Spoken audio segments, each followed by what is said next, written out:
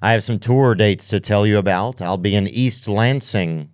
I'll be in Victoria in the Canada. I'll be in College Station, Texas, Belton, Texas, Oxford, Mississippi, Tuscaloosa, Alabama, Nashville, Tennessee, baby, and Winnipeg in the Canada, and Calgary in the Canada. All those tickets are at theovon.com/TOUR. This is still the Return of the Rat Tour. I promise we'll end it one of these days when we've gone all the places that we can go. I'm very grateful that you guys continue to support us. Today's guest is a stand-up comedian. He's a podcaster. He's been an integral part of comedy for a long time. Bridges a lot of years and connections between other comics. He's certainly a type of glue in the humor world. His latest special, America's Sweetheart, is now on Netflix. You know his podcast, Be Trippin, and he's currently on the Farewell Tour, going now through the rest of the year. I'm always excited to spend time with him and catch up. Today's guest is Mr. Ari Shaffir. And I will find a song I've been singing.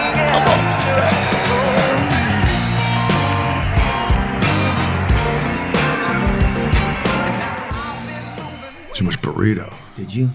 Oh. I fucking have American serving sizes, and they hit you with not like chips and salsa first. You fill up on those. Yeah, some serving sizes are alarming. I can't tell if there's an amount of serving size that you want to get, right? But then some places that give too much, you're like, oh, this is awesome of them. But then you start having it and you're like, oh, I'm going to keep eating it. I'm a dog. And it's not good sometimes. They're just overloading you with badness. Yeah, shitty fries. We're like, oh, there's no seasoning on this. And then I ate them all. Oh. I should have just been like, no, I'll get fries. I have fry money. I could go get more fries somewhere, but I don't. Fries. I'm like, they're right here, right now. I'm going to eat them. Yeah, I want like 2 bites too many would be perfect. Okay. I'm done with like 1 or 2 extra bites, and then that's it. Buddy, that Trump interview was so fucking good. I've never seen anybody do it like that, where it's like, I mean, this is the way I'm reading it. Like, I'm Theo. I'm like, you're here for me, not the other way around. Really? And you're going to facilitate me being Theo. Oh, wow. Yeah. Yeah, I don't know. I just felt I'd had an exhausted week that week. We'd had like a couple of interviews. I think it was in New York and in Nashville, and so it was just like a lot of traveling. I was like, I do not want to do this today. Yeah, you really had to prep for it. But it was just like burnt out, you know. Yeah. But yeah, I think some people have said that they think it had an effect on the election and stuff. I don't really think that. I think it was like a neither here nor there. He was just sitting there like this for you. It's like when I go into Bonfire with Jay and Dan. Yeah. I would just like, oh, you guys have a routine here. I'll just sit back and maybe get one tagline in, you know? Yeah, I wish we'd have gotten more time I wish I'd have gotten more time to talk to Donald Trump, because I thought it would have been I knew we only had about like 55 minutes. So that's a unique amount of time. I hate with those big guys where they're like, we have this much, and you're like, all right, I'll do that. Everybody else is like, let's just go till we're kind of done. Yeah. Yeah, but Tucker it was came interesting. In and like, we're gonna need to wrap up. Fine, but like I'm not finished. There's always some guy in the back, some lady. Like I should have just been like, wave it off, but I didn't. Should have been like, you don't work for me. I don't work for you. We're gonna keep him here. Yeah, I wish we'd have got. Dude, I had a dream last night actually that I interviewed Tim Walz. Actually, he's the loser guy. He was the guy that he was on the losing team, and he was What did you interview him about? What did you talk to him in your dream? I can't remember, but he was so cool in the interview, and I was like, dude, no, people don't know if you're so cool or not. We have to come, let's talk, people, you know. But I think, I bet they're all kind of cool. I bet they're like, hey, you know what I want to do? I want to take power. I'm like, ooh, I like that. And then when they do, everyone's like, fuck you. Yeah, I think a lot of them just probably either want, or they want. That's the thing. It's so hard to know what they're really like as opposed to what you see. Yeah. Until I think you get some sort of like something of them that seems like somewhat relatable to you. Yeah, and then they're all a product too. I saw somebody talking about George Bush Jr. and how you say nuclear. You know, I say nuclear, and somebody's like, how would he say it? Nuclear. That's how he would say it? No, he said nuclear. Nuclear. Oh, nuclear's wrong. Sorry, buddy. Which one's wrong? Nuclear. Nuclear's wrong. Yeah. Nuclear. But nuclear like, power? You don't think he knew? No, it's nuclear power. Nuclear power. Yeah. No matter what you put on it, it's always going to be nuclear. Okay. Yeah, I've heard it both ways. I think I didn't really know which one was Yeah. correct, but yeah, nuclear. But they were like, you don't think he knew how to pronounce that? His father was the president. You don't think he knew and he heard nuclear around the house? They told him to mispronounce that so he could be relatable. Wow, you think? Yeah. Damn. He went to like an Ivy League school. That's true, huh? He would have been shaken to that.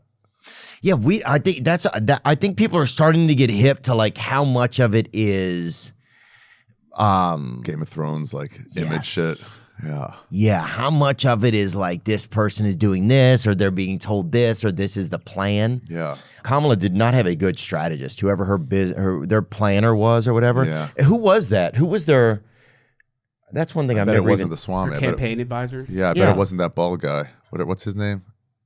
He's like the main one.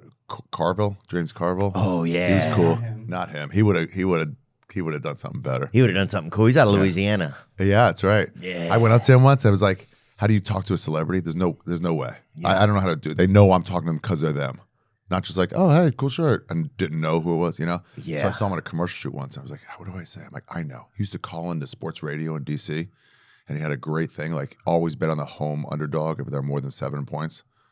And I was like, that's what I'll say. I was like, hey, I used to listen to you on WTEM with Kornheiser way back, and he goes, oh cool. Fuck. Even that. Yeah, there's nothing worse because if your planned line doesn't go good for a celebrity, you have nothing. That's it. You Yes. stand there like an asshole, like, Oh, I've done that. it feels so shitty, and then it's so obvious what you were trying to do. I know. Oh, dude, that's like there was a night where Johnny Depp was at the Comedy Store, Oh yeah, I heard about that. and everybody like you He's got. the star. Oh, there was nobody like him. He was everybody, dude. Yeah. He was in that movie Peter Pan. He was in that Peter Pan movie. Was he? Yeah, what was it called?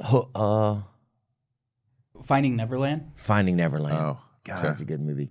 But anyway, so then like suddenly I'd never even really been backstage at the main room. In the main room, I wasn't getting on stage there much of the time.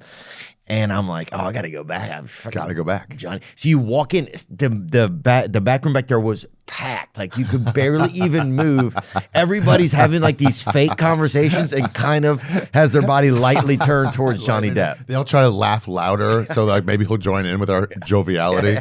I see it with Rogan sometimes. I bet you get it too. He's sitting there like, oh, cool, nobody's in this bar. And it's like, how did it just fill up? Yeah. It's like word got out. Theo Vaughn's there. Oh, Rogan, I could imagine, dude. I feel like I feel like a lot of people, you never see him. He doesn't do a lot of. We get like 20 minutes normal, and then it's over. Yeah. And I'm like, I was sitting there. All right, fucking take it. Yeah. They're like, let me tell you about science, Yeah. I'll tell you where the AIDS is. You're like, what's this guy? And it's just a gay guy that's flirting or whatever. But, dude, it was like that at the, that was it. And he was in the back. And then coming out. I think Oh, that's Edgar. That's right. Yeah, he was with Edgar. And who brought him? The guy, Doug Stanhope. Doug Stanhope brought him from Arizona. And everybody was just like Trying to be in his presence, Yeah. his aura. You could soak it in. You you could could just bask. see him. And I can't even remember if I got to meet him or not. But if I did, I think it was one of those things like, oh, see, things are going good or something like that. Just like we were from high school together. Yeah. And then Like you want this it's never gonna be that. It's never gonna be like shit. The best was Dice one time, met some guy, and he goes, oh, we should hang out. So some fan. And Dice like, you know how he is. And he's like, sure, give me your number. And Dice called him and texted him 35 times a day, bothered him at work to the point where the guy's like, hey, Andrew, I'm working right now. He goes, oh yeah, work's tough, It's like, remember a couple jobs I had when I was younger. And it's like, Andrew, I gotta go back to work. The guy just regretted trying to be friends with him.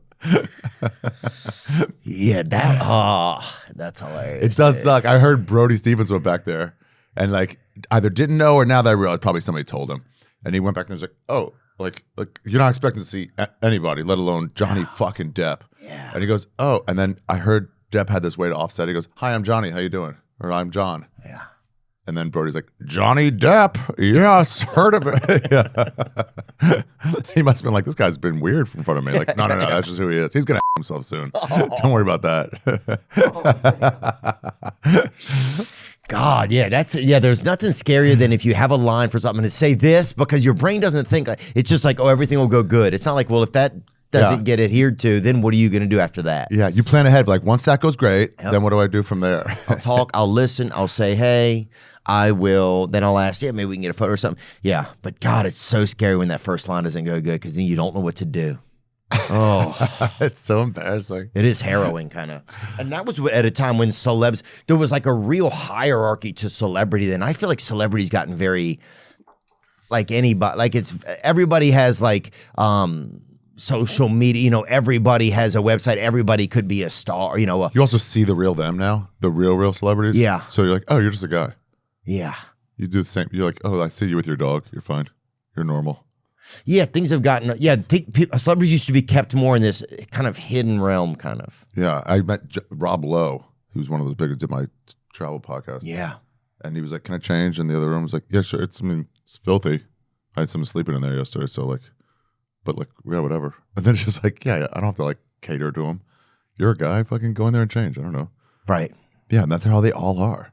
It's just, it's weird realizing as you grow up, they're not different. Yeah. Do you think that's growing up, or do you think that it's changed? That Maybe it's changed.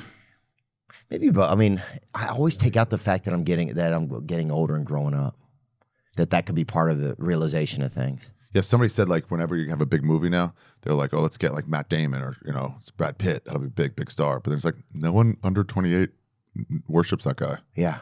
So like it's a 50-year-old studio exec saying that'll be a headline. It's like no, get Timothy Chalamet. Yeah. Get somebody younger.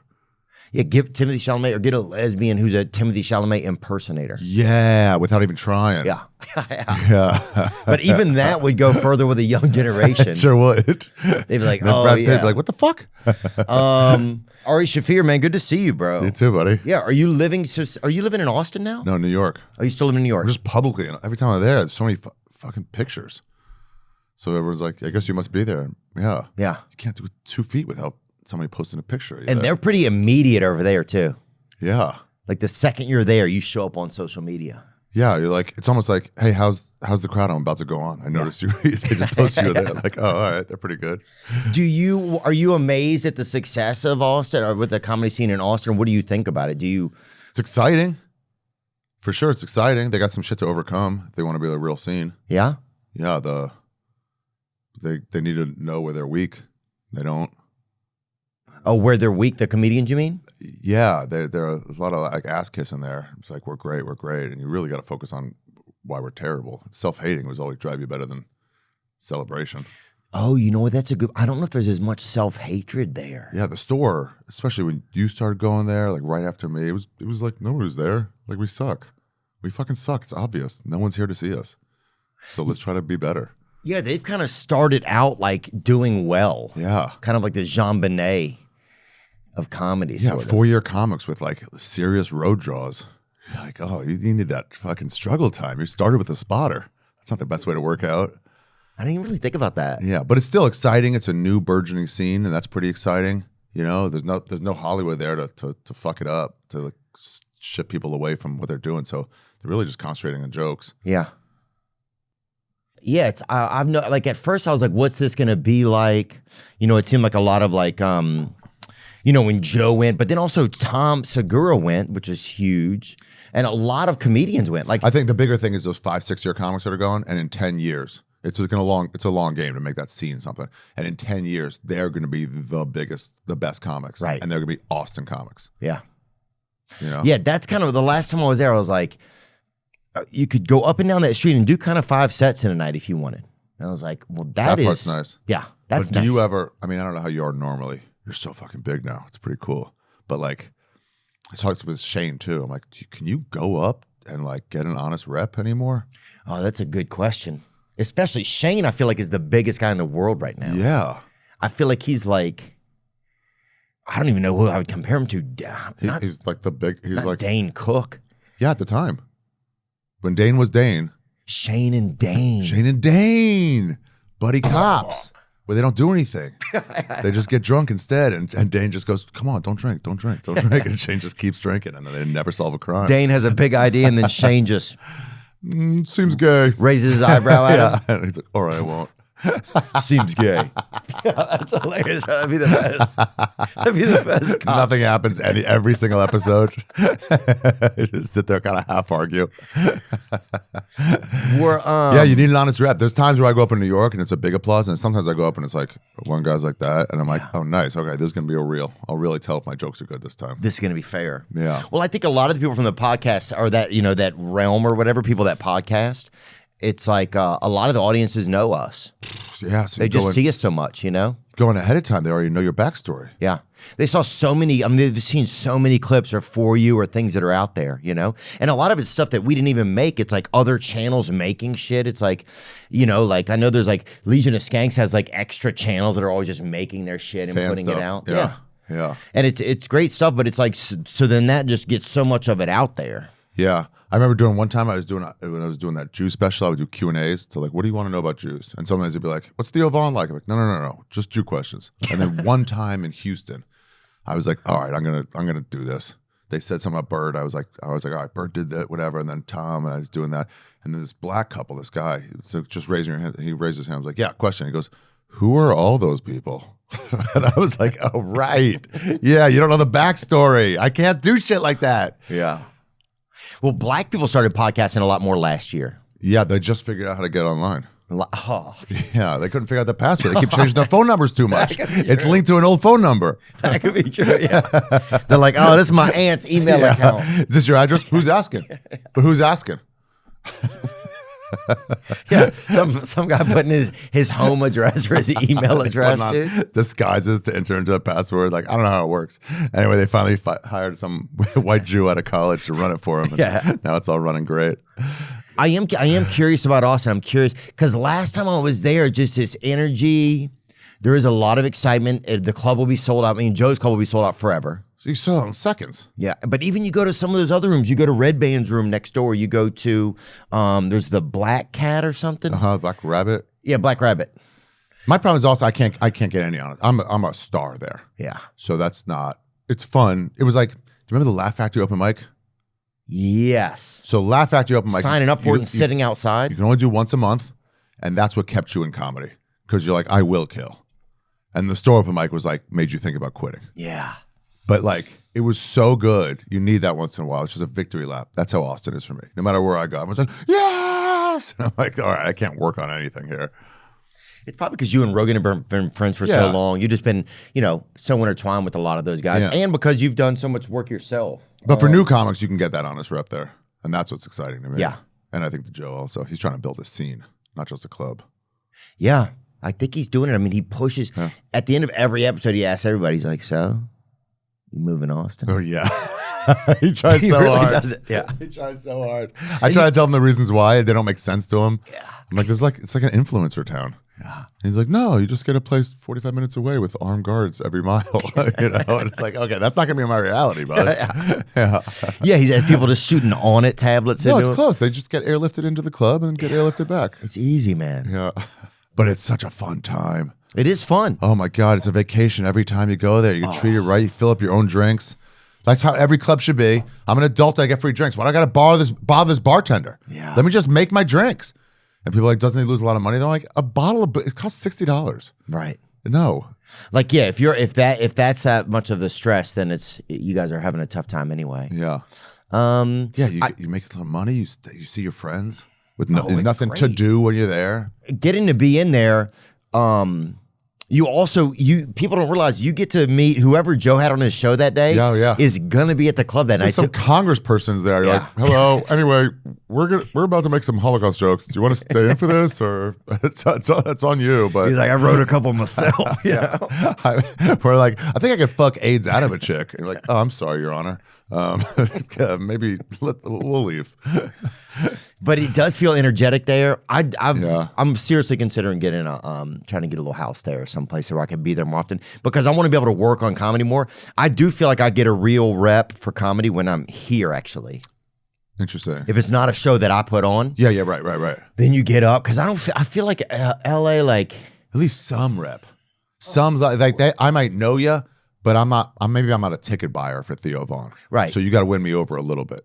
Yeah, or maybe I'm not a fan at all. Right. Maybe I don't like you. Yeah. So win me over. The best was one time when Louis came back, we saw security footage camera. Some chick was there in the side, so we could see her fully behind Louis.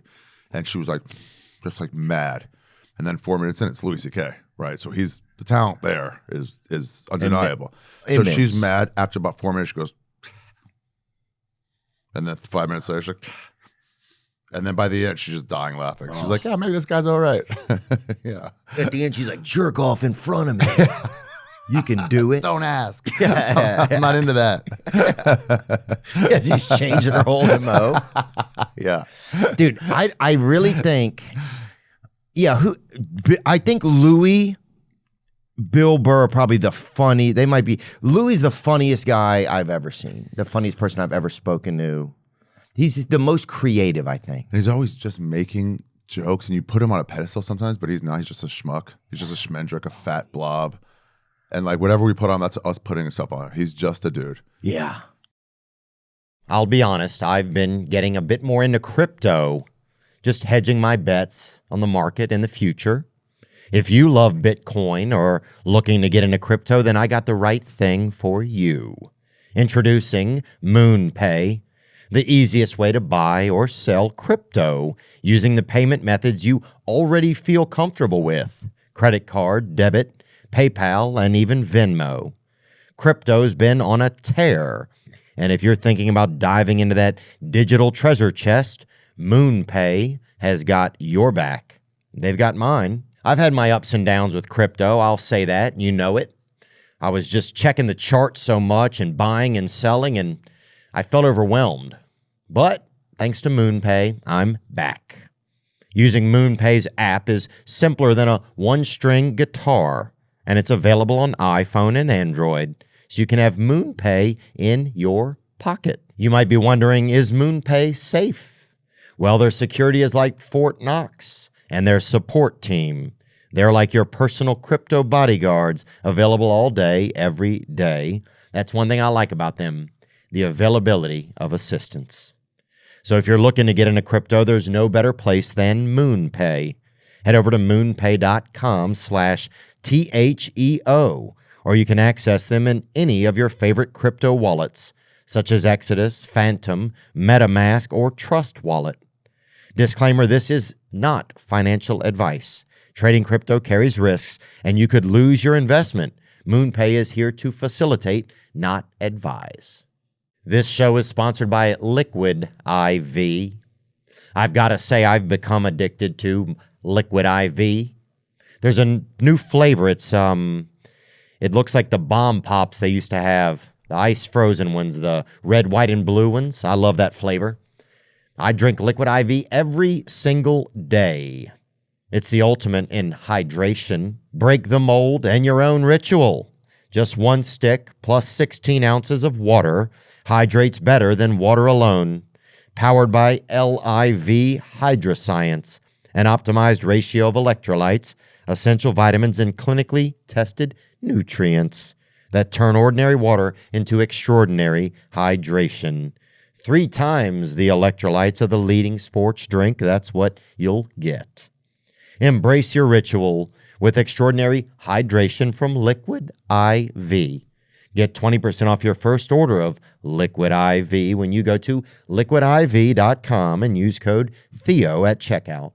That's 20% off your first order when you shop Better Hydration today using promo code Theo at liquidiv.com.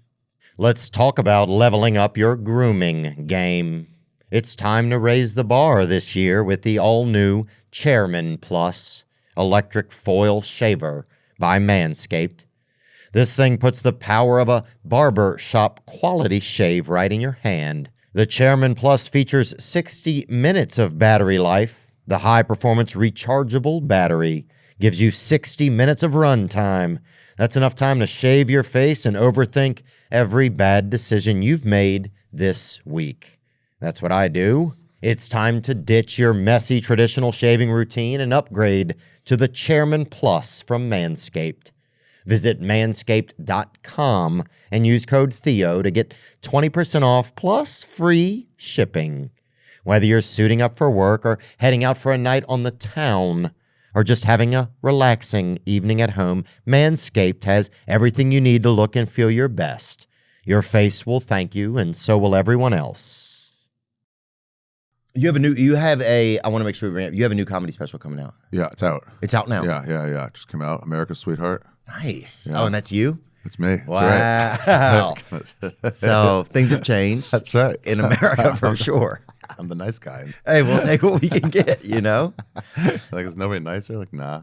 Do you find as you've been, because you've been in comedy for how long? 25 years. Wow. Right? It's a long fucking time. It's more than half. I've been more in comedy than not in comedy. I think I just passed that.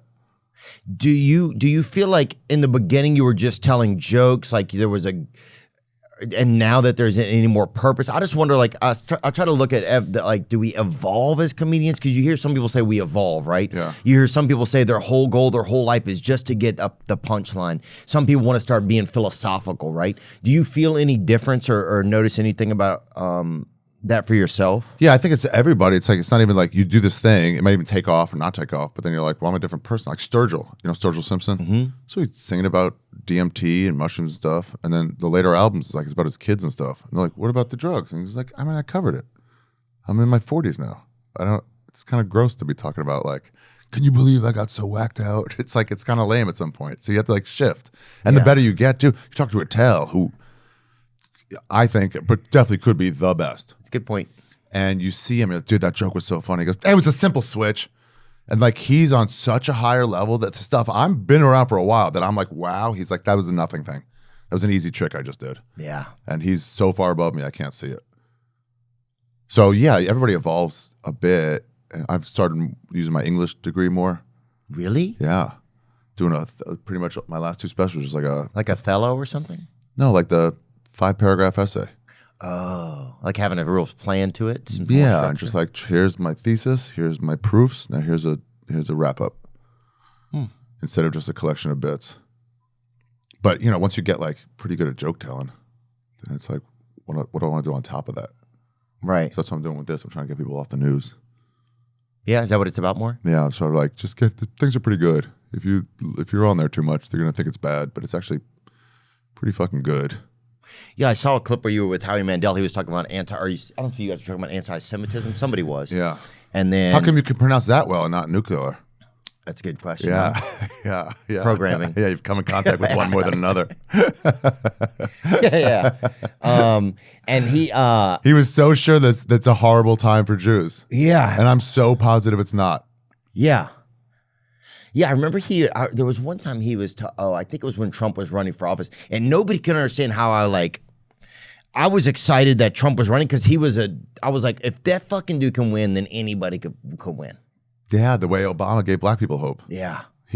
Trump gives regular people hope. Oh, dude, the first time that he won, I remember driving down the street, and I've never even been a big Trumper. I've never endorsed Trump. I don't even think I voted for him the first time. I don't remember if I voted for him the first time. But I was like, fucking anybody can win. And like, if you're born with $1 billion, like, yeah, but you also say stupid, and I'm stupid. Yeah. So that's the part I'll relate to. Right. Yeah. You're like, anybody could win. That's the part that was fascinating about it. But I remember how he was scared. It was like, when they had that Richmond neo-Nazi, that Nazi thing in Richmond, remember years ago? Oh, yeah. What was that? It was like those guys that bought those tiki torches or whatever. Yeah, no, it wasn't Richmond. Charlottesville? Charlottesville. Yeah. And there was a statue. You know who the statue was there? Mm-mm. No one does. Nobody knows who the fucking statue was. And it was a flashpoint of everything. Was it Stephen Douglas? Remove the symbols of the city's Confederate past. They don't even know who it is. They're all protesting. They don't even know who the fucking statue is. Totally normal. Oh, it was Robert E. Lee and Stonewall Jackson. Two of them. No, that's New Orleans, isn't it? That's Charlottesville? Yeah, that's Charlottesville. Oh, yeah. I had a school nearby me called Robert E. Lee Junior High School. I wonder if it's still called that. Probably changed it. Erasing history. To Bobby Lee. Yeah. Bobby Lee College of Dropouts. Dude, how does Bobby Lee not have an elementary school named after him? You gotta. You still look kind of like you're in one. You could go undercover, Bob. Just shave that stupid stash. You could go undercover. You look young. Oh, yeah, with just insane teriyaki lunches every day. Yeah, just these giant meals. You ever go to eat with Bobby? He just like fills up the table, and you're like, "Oh, is this for us?" He goes, "Oh no, you can order too." Bobby eats like Ralphie May. He's a principal. He shows up once a year over Zoom. You know what I saw the other day? Oh, I was talking to this kid, and he didn't know what AIDS was, dude. What? Yeah. He doesn't know what AIDS is. I was like, kid. I was like, you trying to educate him on it? well, I was like, like- I don't think I'm allowed to tell you, but I was like, dude, what about AIDS? And he's like, AIDS? And I was like, AIDS, you know? one of the top 3 things. Yeah, I mean, dude, it's like, but where is it? Like, if kids don't even know about AIDS, man. It's I was gone. like, but that's crazy. You got to talk to gays, bro. But I talked to Mateo because you can't get it. We got a force field now. oh, they do? PrEP. Oh, PrEP drugs. Yeah, PrEP. So it's like they just can't get it. So it's back to 80s.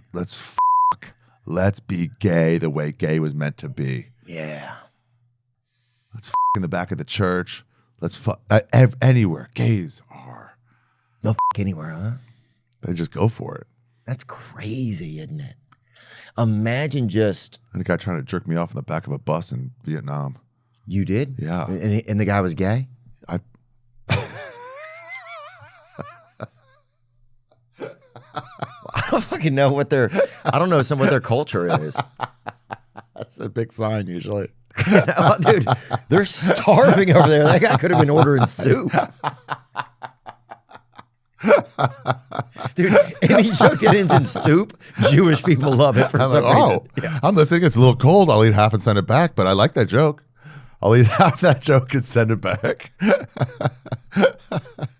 Hold on, almost done. There's a hair in here. That's the biggest problem with Jews going bald. They can't send soup back. Sorry, Howie, you're right. That's hilarious, dude. That's fucking hilarious. What are we talking about? Jesus Christ. Is this what the president said? Oh, the AIDS. No, the AIDS. Yeah. I miss it. It was like a real thing. It united people. United Nation AIDS. Well, I remember, they were like at a school or whatever. They made us do like a round of applause for HIV or whatever it was. It was like something, like some thing they had at our school. It was like clap for AIDS or whatever. I was like, Clap for it. people, you would clap. It was like somebody would clap as long as they could to raise money for AIDS. Like one of those things, like do it as long as you can, like a AIDS-a-thon or whatever. Okay.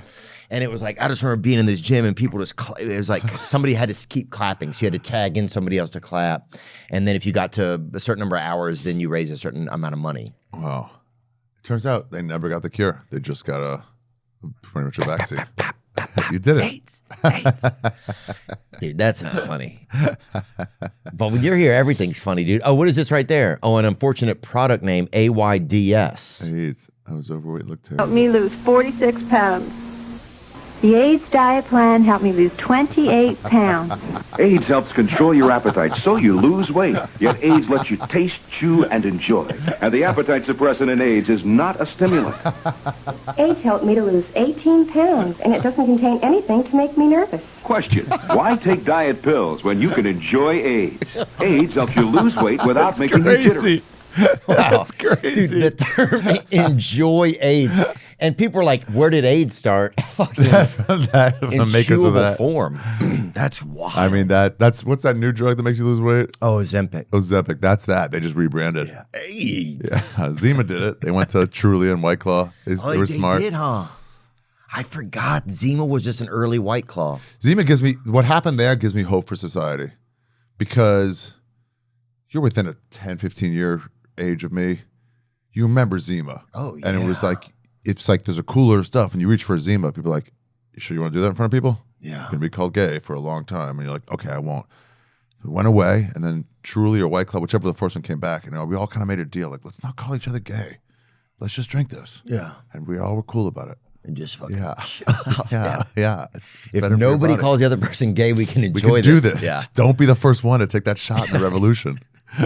Dude, Zima was one of a kind because it had the bottles and it was a malt liquor. You kind of it had a malt liquor idea to it, but was it lemon flavored? Citrus, yep. Oh, wow. Yeah, a touch of citrus. Look at the Jolly Ranchers nearby it. Yeah, put a Jolly Rancher. Is it out? in Can you still buy Zimas? Is the IP still available? You can't find Zima anywhere else, though it is sold in Japan. I'm going to Japan. Are you? I mean, now. Zima. It's a weird reason to go. They got a lot of unique stuff over there. Yeah. Oh, what I see the other day in China, there was did you see this Jackson Hole, this city in China that they built? Jackson Hole. When I was there, they just built a city. Really? Suzhou wanted a business district, so they're just like, do it. No bureaucracy. Make it happen. Just build it. It was up in 6 months. 20 skyscrapers. No waiting. No codes. Look at this place. This guy built. I visited China's $170 million Little America replica town. It's a town of Jackson Hole. Wow, that's the burbs. Yeah, so it made of Jackson. Like it just looks like town. America. This guy went to visit it. Those drawers from the sleep in. And everything in it is Wyoming. Yeah. What? Who does this? How can you do this? That's why they built a few of these. How big is that Who's town? building it? China. What do you just to bring new people in? Old churches? I think rich people, it looks like. Yeah, what is it? Can you give me some information on it? So you can live in China but be in America? Yeah, Just be in something like America. Property taxes. Jackson Hole, China is a resort town on the border between Hualai County, Zhangjiakou, wedged between Taihang and Yan mountain ranges. And architecture is designed by the town, Jackson, Wyoming. Is it skiing there? Damn. I don't know. Let us see some of that information. if you Cowboy mind. bar. The 1,000 single home development used stock Western home plans from an architect in Oregon, adding designs reminiscent of Billy the Kid, Geronimo, Stagecoach Station, Big Bear, etc. Cowhide, antler chandeliers, saddle blankets, all this stuff. Wagon wheels, Navajo rugs, iron light fixtures, wildlife scene, fireplace screens. This is a whole place that's there. The project was completed in 2009. Liu Yang, the developer of the community, said his selling point was more than architecture. His buyers wanted freedom and spirituality, so he built a Christian church in the center of the community for residents. According to Smith, the properties have sold out and nearly tripled in value since being built, as the first model was put up in Beijing Park for display. People apparently went nuts for it. Yeah, I should have invested in Chinese real estate. I know. Damn, I invested in Palisades. Wow, that's pretty cool. Yeah. Replica town. That's like Saudi shit. Just interesting. And they have a few of them. I think there's... Made to be like Venice, the canals? Yep, replicas here. of Paris, London, and Jackson Hole, Wyoming. Just interesting. What? Wait. Up right there. Hold on. That's in China? They have an Eiffel Tower in China? Oh, yeah, they do it all. Because they're like, we have so much land. We have so many expendable souls that we can use to do construction. Yeah. Why not just build it here that we don't have to go somewhere? Dude, I have a map in my studio for my travel podcast, and it's in China. You see all the cities on the right side of it, and then as it goes left, there's just nothing. There's an occasional dot of a city, and I'm like, what's all this? Yeah. And I think I should have looked it up by now, but What's out there? yeah, like what Yeah, the I think fuck? they're just... What's in central China?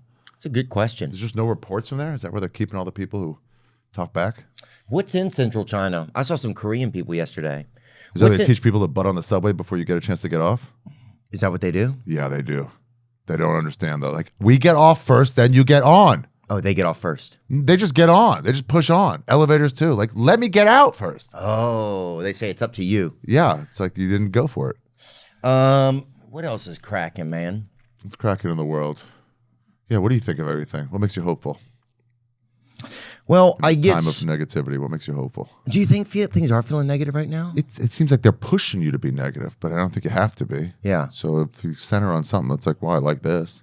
New Austin scene's pretty cool. We never had a third real scene. And That's a good point. yeah, that's nice. And at first I didn't think, I was like, oh, we'll never really be able to compete. But as I've gone back, I feel like, it is. I don't think it has to compete. That's the problem too. You get into that where it's like, I come to LA, I spent a little time hating it the way I hated religion for a while when I left. And now I'm like, it's cool. And I get back to LA, I'm like, oh yeah, I'm gonna get some burritos. I'm gonna see some friends. This is great. Yeah. Yeah, it's just a great new extra thing.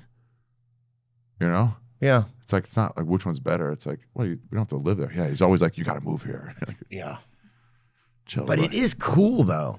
The bars are cool. The honky tonks away from where he built that club is still cool. Yeah, 6th Street is a violent atmosphere of people vomiting on one another. It always was. And then they put horses, there's a horse comes by every 40 minutes and just shits everywhere. Just shit. It's like, let's add this to the mix. Let's add it. Let's up it now. You know, less violence and like people are ready to go and barf and puke and like and drunkenness. Let's add horse shit and then sit back and watch from a safe distance atop a stallion. Yeah, there's just occasionally there's just horses shitting out there. And one of the horses they said was an undercover cop. I'm like, who gives a fuck? I'm like, who's gonna let a horse bust him? Who goes up to a horse like, you want to smoke with me? Oh, fuck. He's like, you're under arrest. Look at this chick. Look at, don't move. What the fuck are you wearing, lady? God. Have some class. When the skirt's so short, I can smell your thoughts, you know? I remember going there before it got like kind of methy.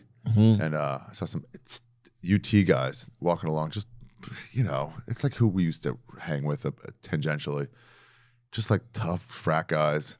And they pass some chick, overweight chick, and she goes, they're drunk. And she goes, you're fat. And I was like, oh, dude, that's how it always was. That's 6th Street. No one in Austin goes to 6th Street. Yeah. Once a year for a lark. Nobody real goes there. Nobody who wants to go do something fun. At least Broadway in Nashville is based on something. It's based on the old honky-tonk area. Right. There's only 1 or 2 left, but it's based on something. So it comes from a place. 6th Street in Austin. It's based on nothing. Yeah. It's got a darkness to it. Yeah, it definitely seems kind of spooky out there. It seems like people that are just there to get drunk. It kind of has more of a Bourbon Street kind of vibe to me. Ooh, yeah, maybe. Yeah. And also you're in this like beautiful place at Rogan's Club and you're like, it's like a casino, no lights, no anything. So you're like, I'll see you guys later. Yeah. What? And then a rickshaw comes by. Yeah. Guys like, you guys want to get in? It's only $50 for some AIDS. And you're like, whoa. We just want to go 2 blocks. He'll be like, I'll get you AIDS by then. Okay, for sure. We can find some AIDS for you out here. What's this from? That's an Aztec death whistle. The coroner we had on Toby gave it to us. If you blow it full, it sounds like a woman screaming for death. Does it? Just a warning. Wow, it sure does. I've heard a few of those in real life. Keep screaming. No one's here. Yeah, I was with Gabby Petito and Brian Laundrie when it happened. Really? But I didn't leave any dumb fingerprints like Brian did. Oh. That's what she sounded. Oh, the darkness. Gabby, rest in peace. The darkness continues. Do you think there will ever be, I believe there will be a time when people will live forever and people will not. And I believe that kids right now that are 15 and under, they're going to live forever. Forever. Like they'll have a chance to live forever. Ooh, like they might get the drug. Yeah. But there's going to be this weird thing where there's going to be like, hey, can I get it? Like, nah, you're too old. Yeah. So like, am I just going to age out? Like, yeah, it's been nice knowing you. I'll keep in touch with you for a few years, but then you're going to get old. Yeah, but they're going to be like, oh, you're going to die. But people are going to be like, dude, your dad died? What a fucking loser. Was he poor? Yeah. Yeah. Oh, man, you guys must have been so poor. Your dad died of natural causes?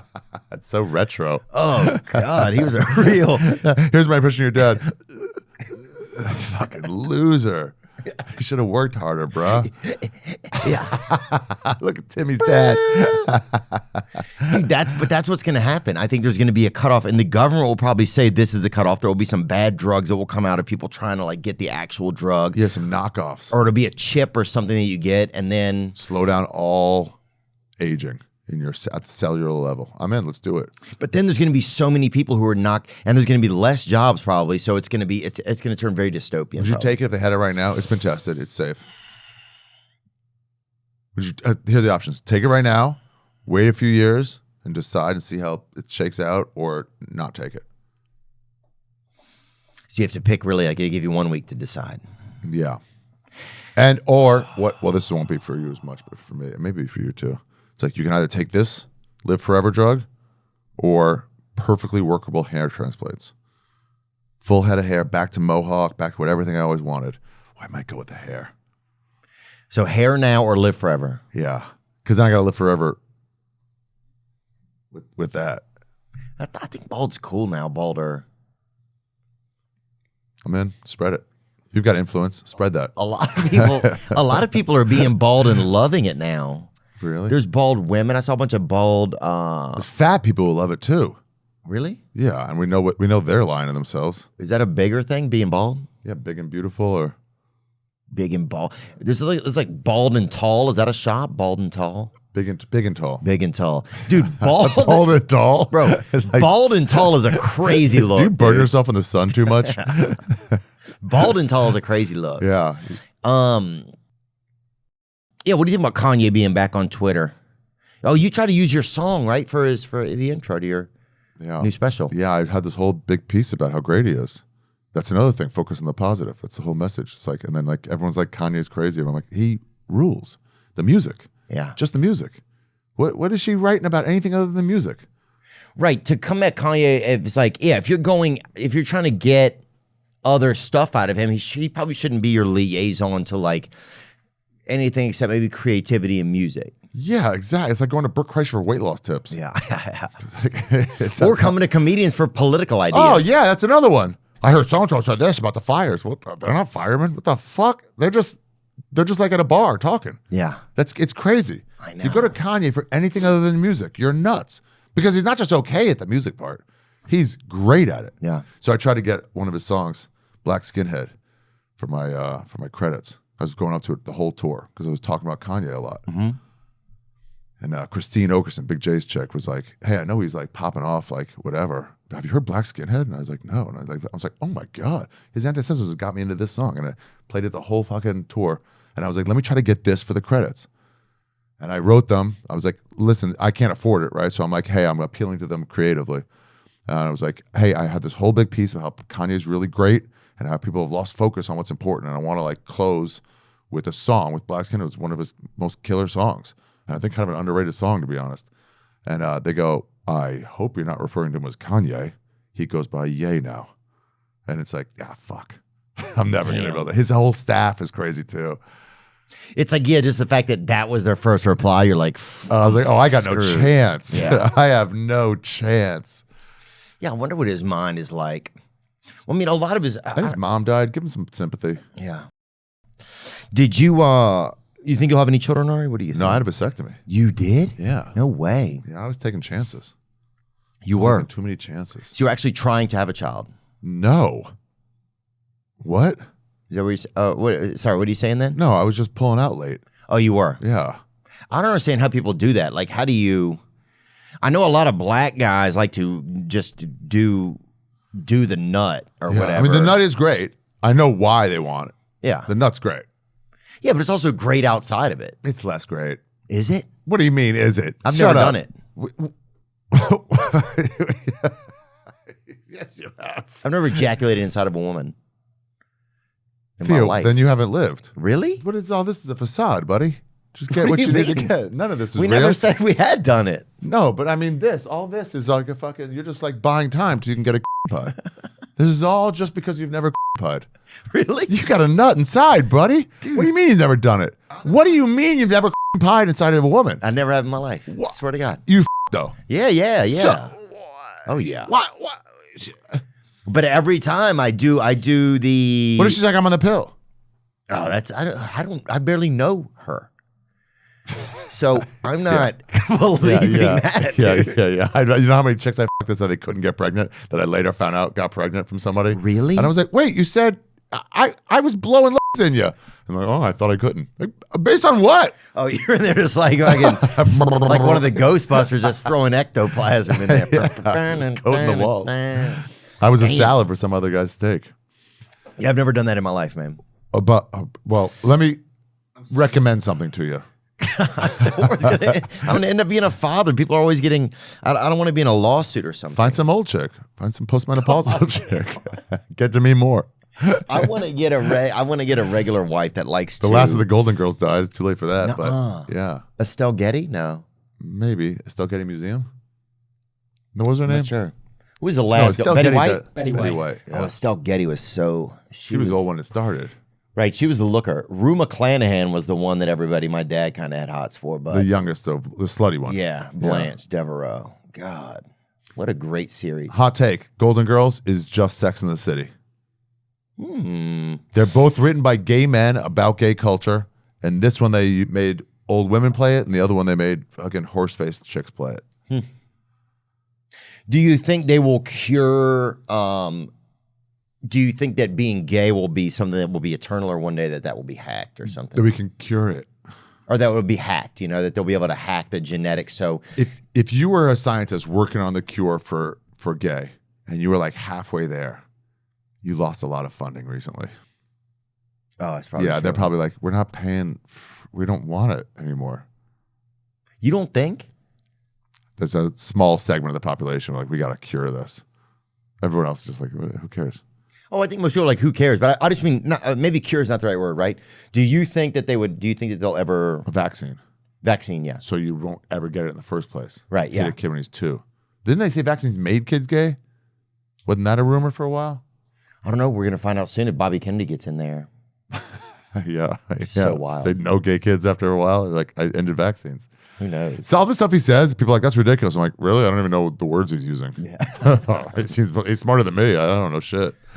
I don't even know the earth is round. I'm just guessing. The latest viral COVID-19 conspiracy theory boosted by QAnon falsely claims vaccines turn children gay or trans. Wow, I didn't know that.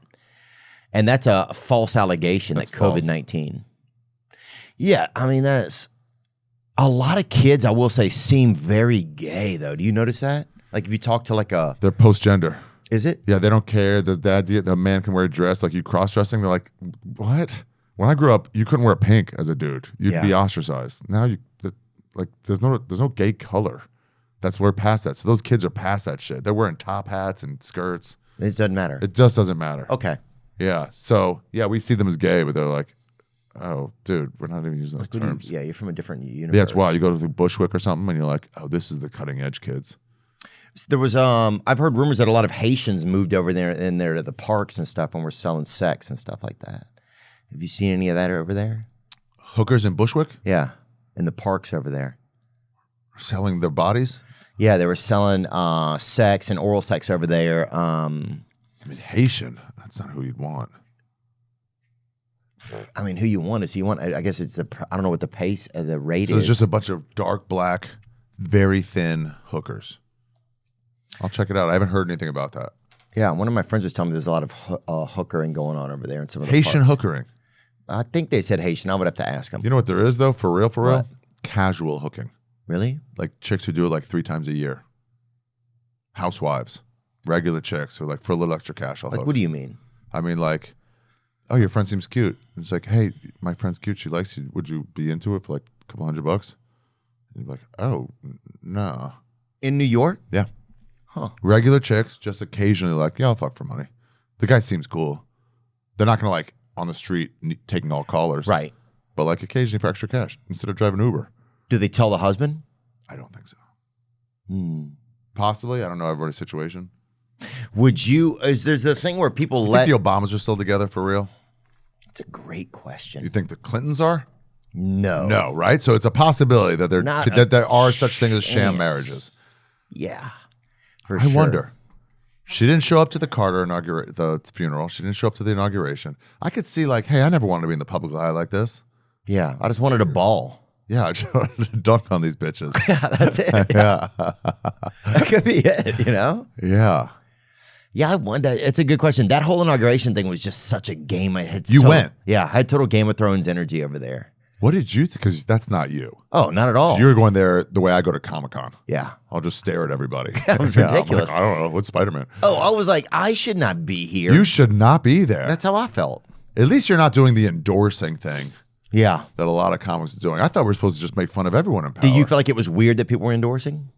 Endorsing? Who's endorsing? Yeah. What the fuck are you talking about? You have a literal sports team you root for. You don't endorse Tottenham. Yeah.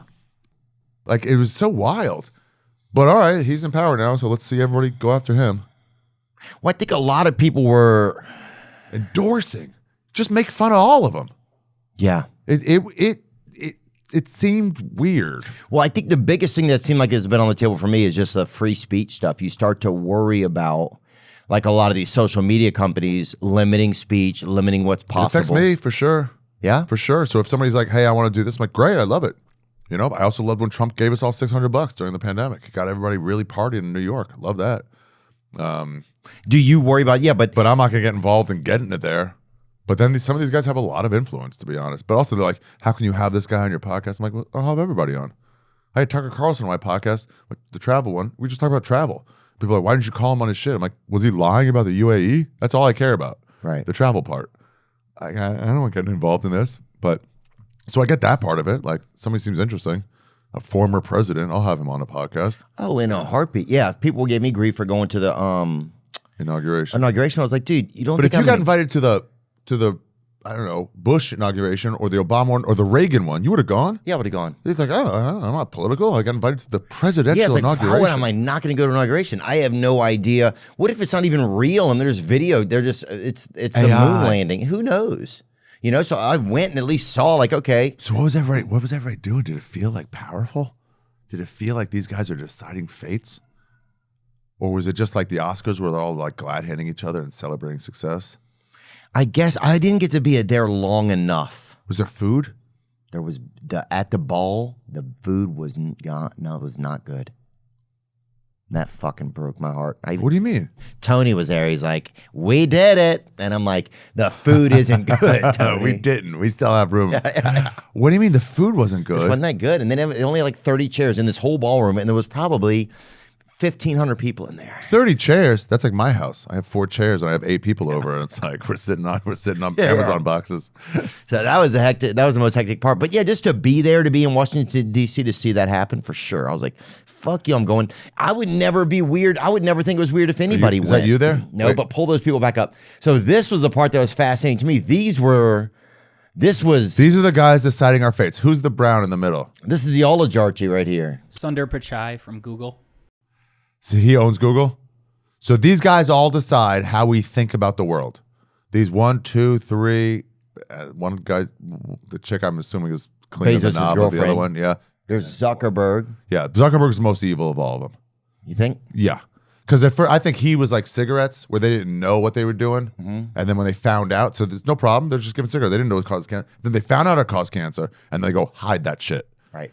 Zuckerberg at first was like, I don't know, I'm too autistic to have interactions, so I want to see a world where we don't have to meet eye to eye.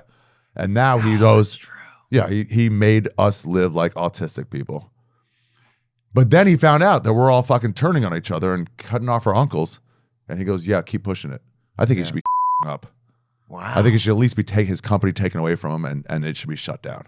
Facebook and Instagram should be shut down. Push the button. Well, it's like, it's not making our society better. Well, I agree with that. But I'll say that type of thing. People will be like, well, a government can't decide what can and can't make their society better, right? I think they can. I think that it might be abuse, but at some point it's like, this is too much bad. Right. Well, I feel the same way about porn channels, you know? Yeah, or like, let's have some oversight. Oh yeah, porn too. It's like, it's nonstop. Like, you can't like push porn to kids, right? They had to stop making THC gummies that are in the shape of clowns. Because they're like, hey, we're not actually giving these to 5-year-olds, and you're kind of marketing them to 5-year-olds. Yeah. They had to stop putting... Steve Simone was eating all of them, too, I think. Yeah. That's just a Steve Simone joke. Love you, buddy. They had to, yeah, there he goes. Look, he's always smiling. I know, huh? Where are the bodies? Yeah. He's our Gacy. He's our John Wayne Gacy? Wow. On the surface. That's insane to say that. Kind man. I'm joking. He's the sweetest guy. He is. Even if you think it's a bit overhyped, AI is suddenly everywhere. From self-driving cars to molecular medicine to business efficiency. If it's not in your industry yet, it's coming fast. But AI needs a lot of speed and computing power. So how do you compete without costs spiraling out of control? Time to upgrade to the next generation of the cloud. Oracle Cloud Infrastructure, or OCI. OCI is a blazing fast and secure platform for your infrastructure, database, application development, plus all your AI and machine learning workloads. OCI costs 50% less for compute and 80% less for networking, so you're saving a pile of money. Thousands of businesses have already upgraded to OCI, including Vodafone, Thomson Reuters, and Suno AI. Right now, Oracle is offering to cut your current cloud bill in half if you move to OCI. For new U.S. customers with minimal financial commitment, offer ends March 31st. See if your company qualifies for this special offer at oracle.com/THEO. That's oracle.com/Theo. Life in general can be chaotic, but if you're in charge of order fulfillment for an e-commerce business, you know that that's its own special kind of chaos. But with ShipStation, you can count on your day-to-day remaining calm. Save hours and money every month by shipping from all your stores with one login, automating repetitive tasks, and finding the best rates among all global carriers. One thing I love about ShipStation is how its automations allow me to smoothly print shipping labels at the click of a button. You'll never need to upgrade. ShipStation grows with your business, no matter how big it gets. Calm the chaos of order fulfillment with the shipping software that delivers. Switch to ShipStation today. Go to ShipStation.com and use code Theo to sign up for your free trial. That's ShipStation.com, code Theo. Yeah, I think it's like really bad, and that you're doing. You can't just put in like additives into fucking baby formula. But why do we keep building stuff that's bad for But if people say, well, if your government says you can't, then that's like it's a form of communism, right? Like your government says you can't have this and you can't have it because we shouldn't have. I mean, we just had a woman on. We're talking about Pornhub, and extremely high percentage of their content was totally unregulated. So they had on there, they had unconsensual sex, they had sex with minors, they had sex with on there, on Pornhub, on the website. But their whole goal was just to have as much content as they could have, because then they sell more advertising dollars, because we have this many URLs, we have this many links that people can go to. So they're selling in bulk, but they didn't have anybody, or they had very few people moderating any of the content that came through. Yeah, so we have some laws, right? You can't blast music at parks. Right. Because this is kind of infringing on other people's rights sort of here, you know, the privacy, it's quiet. So there's some regulation. I don't understand all this. I don't know what the line is from socialism to not. I don't get any of that. It's not my thing. I just know this is really hurting us as a society, and nobody's doing anything about it. Well, you can't sell guns on a street corner just to anybody. Right. And it's like, well, if it was bad for you, you wouldn't do it. Like, nah. You need someone to step in and be like, that's not, as a society, that's not allowed. You're making us hate our brothers and friends and shit. Yeah. See the world as a terrible place. We didn't sign up for that. I don't like it. Twitter does that a lot, I noticed. Twitter definitely can be a place where you can really get trapped in there. Do you notice that, Nick, you think? Yeah, wake up in the morning and just piss myself off by reading all the and start angry. It's not a good way to start, right? You've been at the beach when you start pleasant, you know? It's a better feeling when you're at the beach than you're on Twitter, showing you what's to be mad about. Yeah. Oh, there was a guy who used to work in Google to see which of the things had to go to the dark web and which were allowed. So his whole day was spent looking at snuff films and fucking car crashes and child endangerment and stuff like that. Every one of those guys had to go to therapy for the rest of their lives. Yeah. Because you're not supposed to see that stuff. And we're seeing versions of that. Ugh, I hate it. God, let's Mark Zuckerberg. I don't think we should do that. I don't know what we should do. Let's Luigi him. But is it just him though? It's Musk too. It's anybody who now knows what you're doing to society and you're not doing anything about it. You actually have the power to stop it, and you're not doing it. Right. So fuck off. Well, that's the same thing that I noticed with this woman talking about with Pornhub. It was they would bring up these cases. There were cases of people who had been raped and their footage uploaded, right? Oh my God. Oh. And you can't just go, what? It's an open source thing. No, you're facilitating it. Right. Right, that's the thing. People are like, well, they at one point she said they only had one moderator who would spin, and something had to be flagged like 15 times before it even comes into the too moderation late. queue. You're already fucked over. And the moderation queue would be like hundreds of thousands of videos long that they have to sit there, and then there's just one person deciding. Yeah. Adult, not adult, consensual, not consensual. The problem is you start with like they need to have some oversight. They're going to go too far. Yeah. And they're going to make like, well, this joke they had about who's on top, we can't have that. That's not our society wants that. You're like, that's too far. And I don't know what it is. You can't trust the government to regulate. I don't know what the answer is, but right now it ain't working. Well, and then you wonder, or is human society supposed to have this success story, or is it a unsuccessful experiment, or is it just it's like pharmaceuticals had to be regulated. You can't just give everyone side effects. You have to you have to show your side effects, right? Like, and it barely is, right? But you have to show your side effects. You have to go at the end. Yeah. You have to at least do something. But then it's like I think people have lost total faith that their country's going to do a lot. They're not going to do shit. They're not going to do shit. Right. They're just going to let it go. You go to another country, you eat like garbage for a week, and then you lose 7 pounds. And you're like, how's this? Oh, there's not that many chemicals in other countries and shit. Right. But I think, we talk about it a lot on here, like with the Sackler family, the company that made all the drugs, and God damn, and they're still alive, and they're still pushing it to people. You should do Oxy. You should get on Oxy for pain. And my dad had to get on something. Like, don't take that. Take ibuprofen. Don't take. You can't. If you get hooked on it, you can't kick it. Yeah, they're still selling OxyContin. Oh yeah, doctors still pushing it. They're incentivized too financially. Who's even making money? Is it just to go back to pay for for victims? Yeah, they're not paying those bills. Those fines, they're not paying those. Really? Yeah, same thing with PG&E. All the forest fires, half of them were caused by PG&E not doing the safety measures. Look at how many forest fires in California are started by the utilities. Hold on, let's get this really quick, Ari. Purdue Pharma Sackler families boost contribution in opioid settlement to $7.4 billion. The company and the once prominent family behind the drug OxyContin agreed Thursday to increase their financial contribution to resolve mass opioid litigation. The Sacklers and Purdue Pharma boosted their settlement contribution to $7.4 billion. If approved, the new plan would end the costliest corporate bankruptcy resulting from the U.S. opioid crisis. So they have to pay $7.4 billion over the next 15 years. How much do they make a year? Yeah, go back. This is the same thing as like scroll. Under the new settlement, the terms of Sackler's control of Purdue Pharma ends. The $7.4 billion they have to give up the company. Will go directly to communities across the U.S., including states, counties, cities, and territories over the next 15 years. Well, that's good. That's good. But even this headline is like, oh, they decided to boost their contribution to the lawsuit. Yeah. Even though they killed hundreds of thousands of people. Yeah, all the Gulf like oil spills, they paid this big fine. It was still less money than it would have been to do the safety measures. Right. So they're like, it seems like a big number, but not compared to what they're making.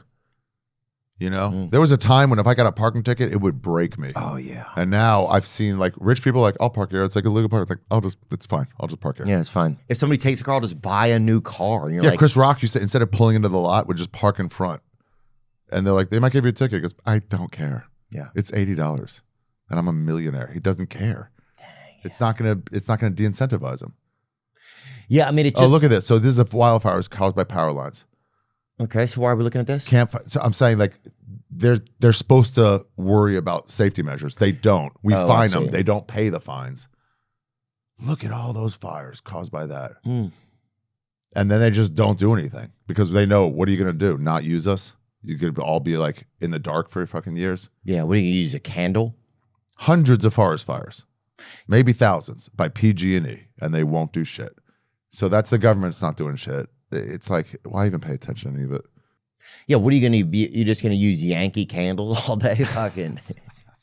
Dude, some of the candle smells have gotten crazy. It's really up in it. That's what makes you hopeful. Yeah. The candle game it's bar none. The shapes and everything. Yeah. I saw a candle dick in Washington Square Park. Really? And they lit it up? Yeah. No, you can. Oh. But yeah, I don't know what the smell is. I never lit it up. I have one though in my house. I'm good. Yeah. They have some video of a guy trying to smoke his own dick or whatever. He's laying on his back, pulled his nut, like brought his legs over his head, tried to put his penis in his mouth and tried to light his nuts like he was like in a bowl of weed.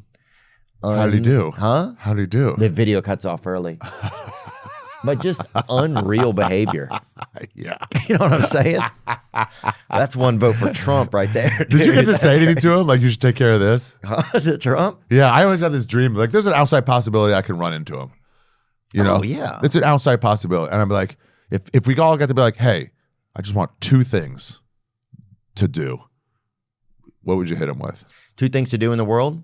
Yeah, in America, I anything. would say I would probably say sentence the Sackler family to death, I think. I like it. That would be probably my favorite thing. About And that would put other people like, I mean, you grew up in a town that's fucked by this. Well, yeah, most of America. I mean, just the AA rooms alone, you see so many more people that aren't alcoholics. They're opioid addicts. From pain relief straight to heroin. And it's a different thing. It's like the AA program helps them, but it's not the same. It's like these people, their database has been compromised and altered. Yeah.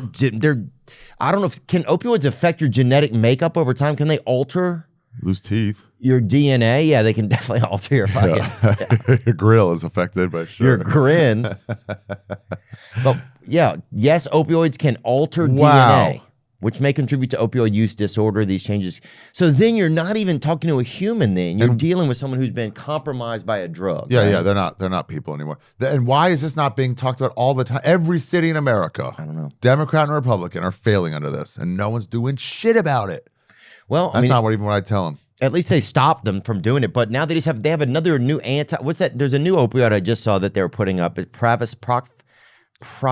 think they just rebranded and came back? Like We'll a college see. bar that gets busted for underage, and they go, it's a new name now. It's my brother runs it. It's a different company.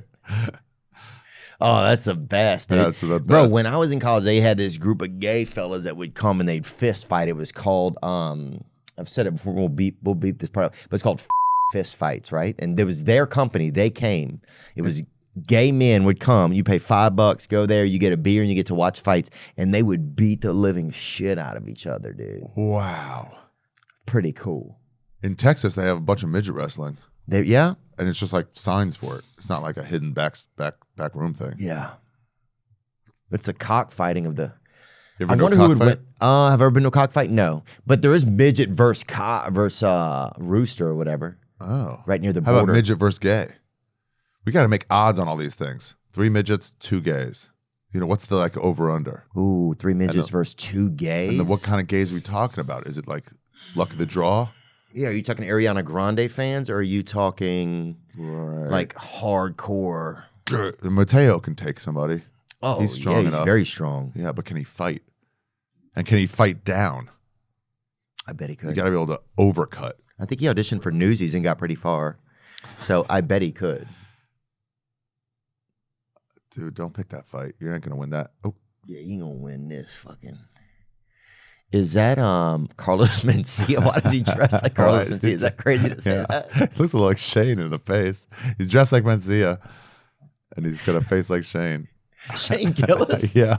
How can you even see that's in 8 pixels? Wait, when he turns. When he Let me turns. see when he turns. Pause it when he turns if we see his face. There. That's Shane, bro. That's Shane, bro. That's Shane, bro. He's one of my friends. That's Shane. Tell me it's not. Okay. Okay. Love that chicken from Popeyes. That's a new commercial right there. Yeah. That's him. Wow, that's great, He's dude. wearing an Eagles hat. That is so great. Oh, that's great. What were we just talking? Oh, but what's the new drug? You see it, Nick? This is a non-opioid that was just... Yeah, there we go. FDA approves Oh. novel non-opioid treatment for moderate to severe acute pain.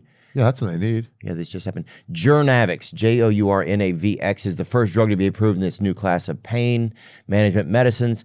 50 milligram oral tablets, a first in-class non-opioid analgesic to treat moderate to severe acute pain in adults. But wouldn't you just get addicted to using this? But does that mean But you it's don't? non-opioid. Maybe it's not addictive.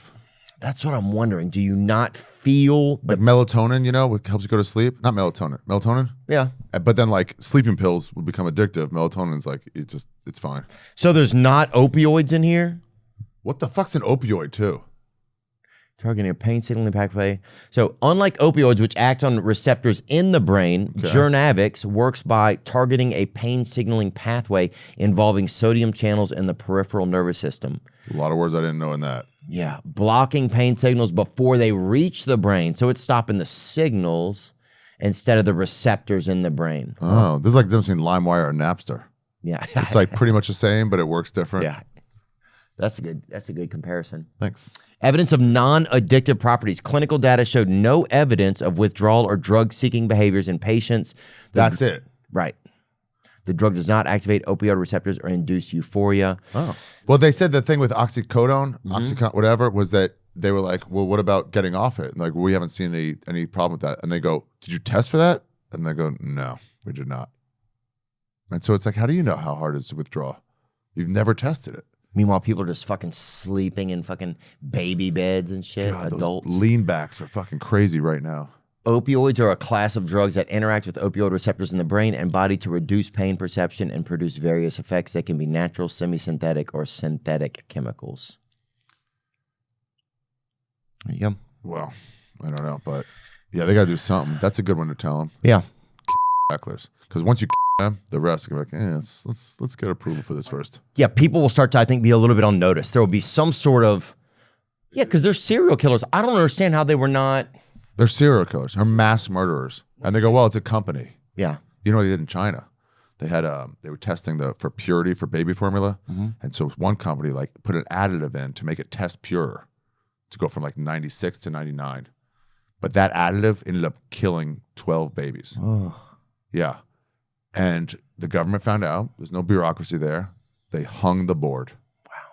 The whole board. And like, no, the company has it. Goes, no, you guys killed babies. Is that true? Yeah.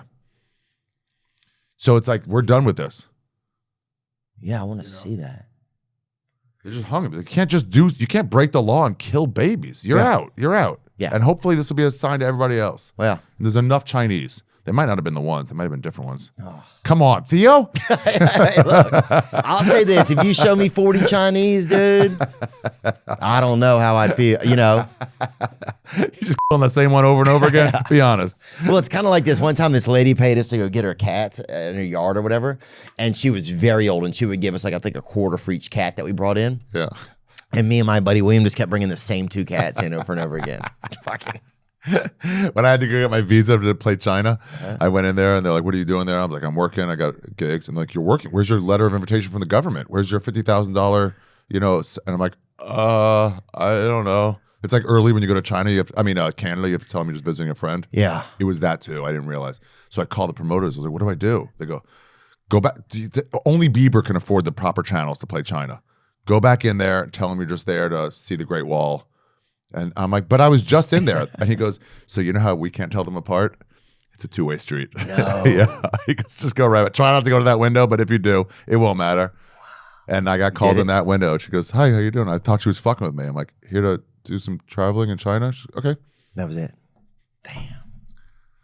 Did you go with the same group that I went with? Did you go to? I didn't go with that Lee guy.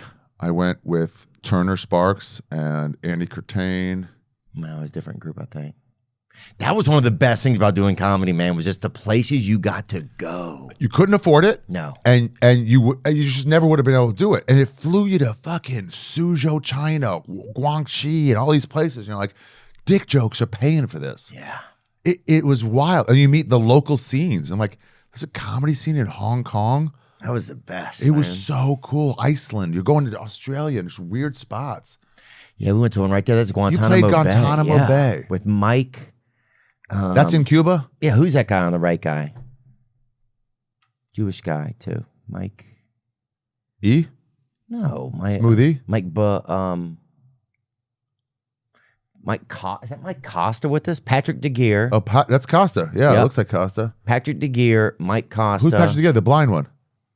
Oh, yeah, Patrick DeGear. Yeah, he's blind. That's you on the left? Yeah. Damn. I had good hair. Look how angry your hair is. Yeah, zoom in on it, and that man. kid never it inside a chick? Never. What an idiot. That's that was his time. Bro, he nutted in his shampoo Yeah, bottle you never a won few a title. times. You never won a title in your prime. Yeah. Wow. Fuck, I was young as fuck, bitch. Damn. I was doing good. You look like Dane Cook there. Yeah, bro. Dane and Shane. Get that off the ground. Come on, NBC, make your comeback. No. So you just went all over. Look at that. That's the Guantanamo Bay Lighthouse behind you. Went to Guantanamo Bay. Isn't it so fucking cool you can go out places like that? Crazy. Went to the dude, Guantanamo Bay. I didn't realize, first of all, nice golf courses there.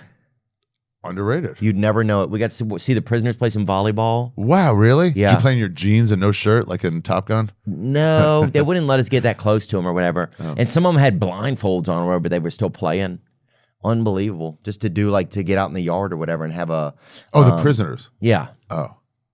Yeah, they had these They could play volleyball? iguanas down there, foxes, rodents, unique animals. They had a beach, this thing called Glass Beach. It had all this, used to be glass, but it all was rounded out now. From the tides? Where else did they send you? Where else did you go? I went to Azores. We went to the Azores, which is somewhere, I don't Is know. that Portugal? Yes, off the coast of Portugal, between Portugal and America. Pretty amazing. What about you? I just remember I saw Paul Morrissey today. You know him? yeah. Yeah. We went to 3-point Paul, he's a basketball player He's too. great. We got flown to Switzerland, Montreux, Switzerland for a festival. Yeah. And then we made a deal with each other. Like, let's keep going places. Yeah, then Iceland, Australia, but the China gigs, those weird gigs, Dominican Republic. And you're just like, You went to Dominican Republic? Mm-hmm. And you're just here on their dime. The Anchorage gigs, Oh, I never did that. those were good. They take you on either a thing above the glaciers or deep sea fishing. Me and David Taylor went deep sea fishing. We cut one open right there. It had all these like dots in it. He's like, "What's that?" He's like, "Well, it's egg. It's pregnant, so it's eggs." And he goes, "Is that caviar?" He goes, "Yeah." Can you eat it raw? Yeah, you can. He showed us and ate it. And David's like, "I'll have some." Right out of the thing. Every pregnant one we found, David just started filling up on it. And then Did he get sick? so sick. You're not supposed to fill up on caviar on a boat. Yeah, dude. Especially when you're poor. You can barely afford a burrito, and you're eating fresh out of the womb caviar. Bro, if somebody brought caviar to me, I'd fucking served in a womb. I'd fucking serve a sword to their neck, dude. You can't fucking eat caviar if you're poor, dude. Yeah, that didn't go. Your stomach's like, chill out, Yeah. you know? Your system can't handle it. God, those gigs were good. They just fly out somewhere, and it was just like on their dime. And you're just like, they cover the hotel. They let you know where to stay. There's no arranging. Yeah, you never made any money. Yeah, right. But it was just, like, $200 broke even. maybe. But then like you're living like on a vacation to the level I can barely afford now. Yeah. All covered. It was so cool. Dude, we went one time to, what's the blue stuff that they put in drinks? It's, they put it in like a. Oh, Curacao. Yes. Boom. That place. It's an island. Oh, So we went there. you went there on comedy? Yes. Zoom out from the map. I want to see where this is on the map. Go and then slowly zoom out. Yeah. Yeah. Night near Bonaire. Okay, out. Where the fuck They is keep this? moving this I really place. don't know what content it is Me yet. neither. Okay, in the Caribbean. Every couple years they move this place somewhere else. It's like the island from Lost. We went. Go look at a picture of it, dude. It is like a small place. There's only one area that has a few buildings, and then there's this military base there. But they manufacture this blue liqueur there. Yeah, that's the area. It's very small. It's dude. beautiful. It's beautiful, but there's nothing. I mean, this is it, right? And then we went to this military place. I think we did a show, and then they had they put us up in these rooms, and then you go into the facility where the rooms were, like, and it just kind of looked like a bear, like almost like a community college type of, or like an old high school, just like the cinder block kind of wall, you know, with painted over and stuff. Then we opened the door to this one room, and it was the most eccentric, craziest room I'd ever been in. Dolled up different. Yes. Like, I think fancy, like, operatives or somebody came down there every once in a while and they put him up in this crazy place and probably get him some chicks or whatever.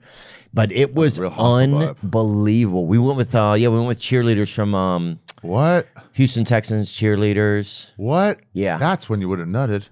Yeah. Shoulda. Who's that? That's the room I was in. Wow. Me and that Jay is Davis were in it. crazy. But every other room was normal, and then they had this one room that was crazy. It had like mirrored ceilings, like heavy cocaine vibes. Me and Jay Davis. Yeah, that that's was a coke vibe for sure. yeah.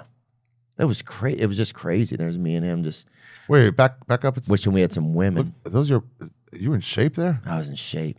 God damn, bro. I used to Wait, what? yeah. That's you on the left. I used to jerk myself off. That's how good looking I was. Damn, dude, you need to lower those pants a little bit. Show that V. What? Who is that? Whoa, whoa, whoa, whoa, whoa. Bama. BLM, dude. I don't know what's going on over there. But that was pretty amazing. That's cool.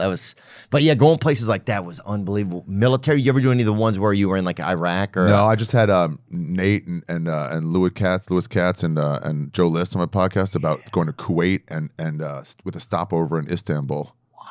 And it's just like that same thing of like, what are we doing here? It's all paid for and set up. Yeah, that was crazy. And you just thought you were like, this is crazy. Because like when you grow up, you're like, I'll probably never go there ever. Yeah. Let alone on someone else's dime. Yeah, they had a woman in a black. Yeah. They had a woman gave me a Coming BJ soon. You'll be tripping. What? and a Blackhawk. Gave me a BJ and a Blackhawk on the ground on a They arranged that for you? No, she arranged it. Okay. She arranged it, and she said, "Oh, the airfield is I don't know what it was, like unattended or something tonight." But yeah, pretty cool. And then what else? Oh, another time. Wait. Wow. I know, pretty neat. I think that was in Would she hold your hand and make a man out of you? I don't know what happened. Wait, you got a blowjob in a Black Hawk helicopter? Pretty cool. Did she leave no man behind, or did she like? I don't remember. I remember she had a huge kind of zit on her neck, or like a goiter or something. You're just looking at that the whole I time. think she was from like Philly or something, like It's a way to last Manayunk longer. or something. But really a sweet gal. And Seems nice. oh, there was another group that went jogging in the morning in the Air Force, and she slipped over into my little cabin or whatever. She slipped out of line of the jog. And I couldn't get an erection. I was too like freaked out or something. I thought they were going to come in with guns. I didn't fucking know how the military works. Where you was know? this? This was in somewhere near Kuwait, Arif John, or one of these bases or something. Pretty cool.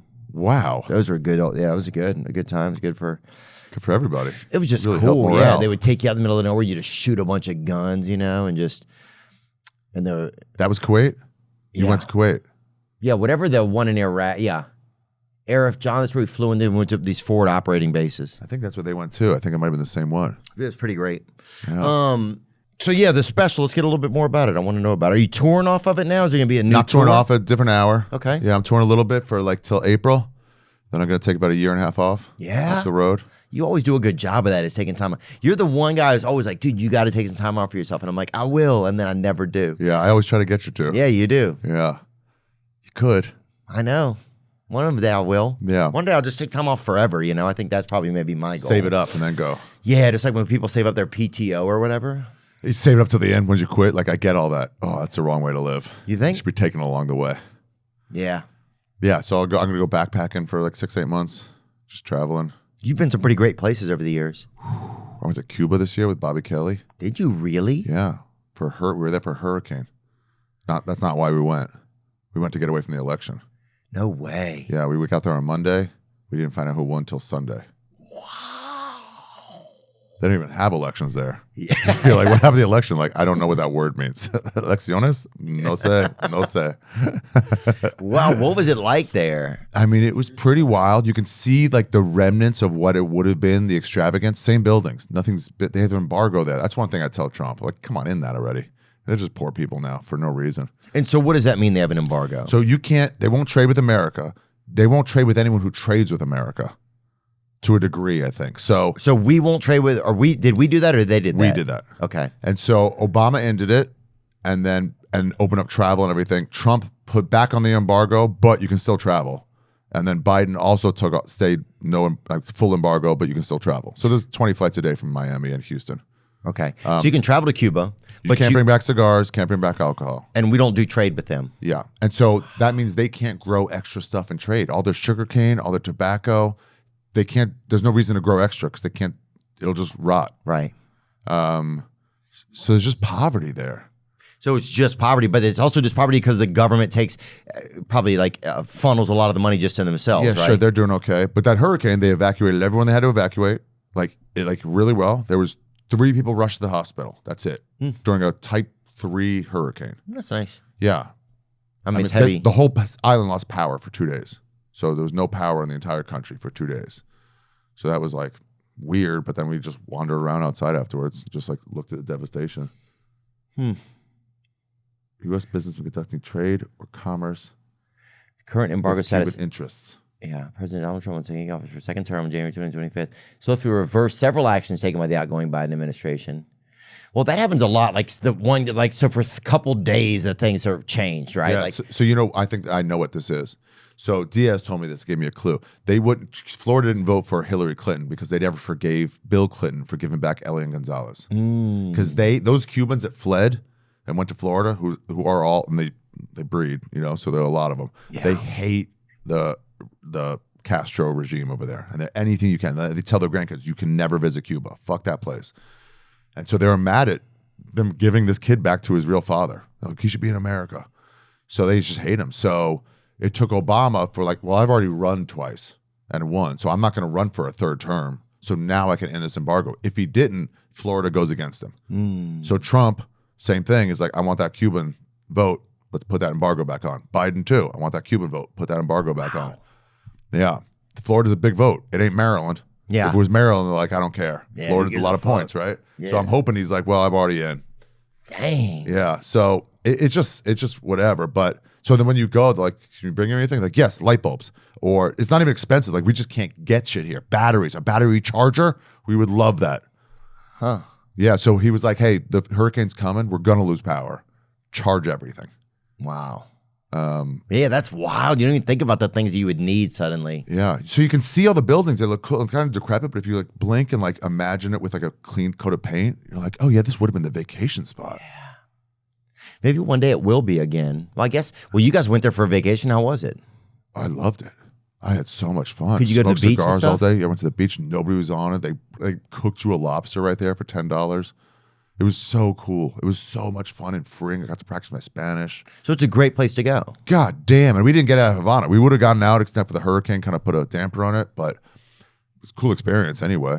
But yeah, I would love to go back. I would love to go to Trinidad, the city of Trinidad in Cuba and in the East, and just Was there a nightlife there when you went? Really? Dancing and music. Oh, yeah. That Cuban music. We went to what's left of Buena Vista Social Club. I was dancing. They picked me up to dance.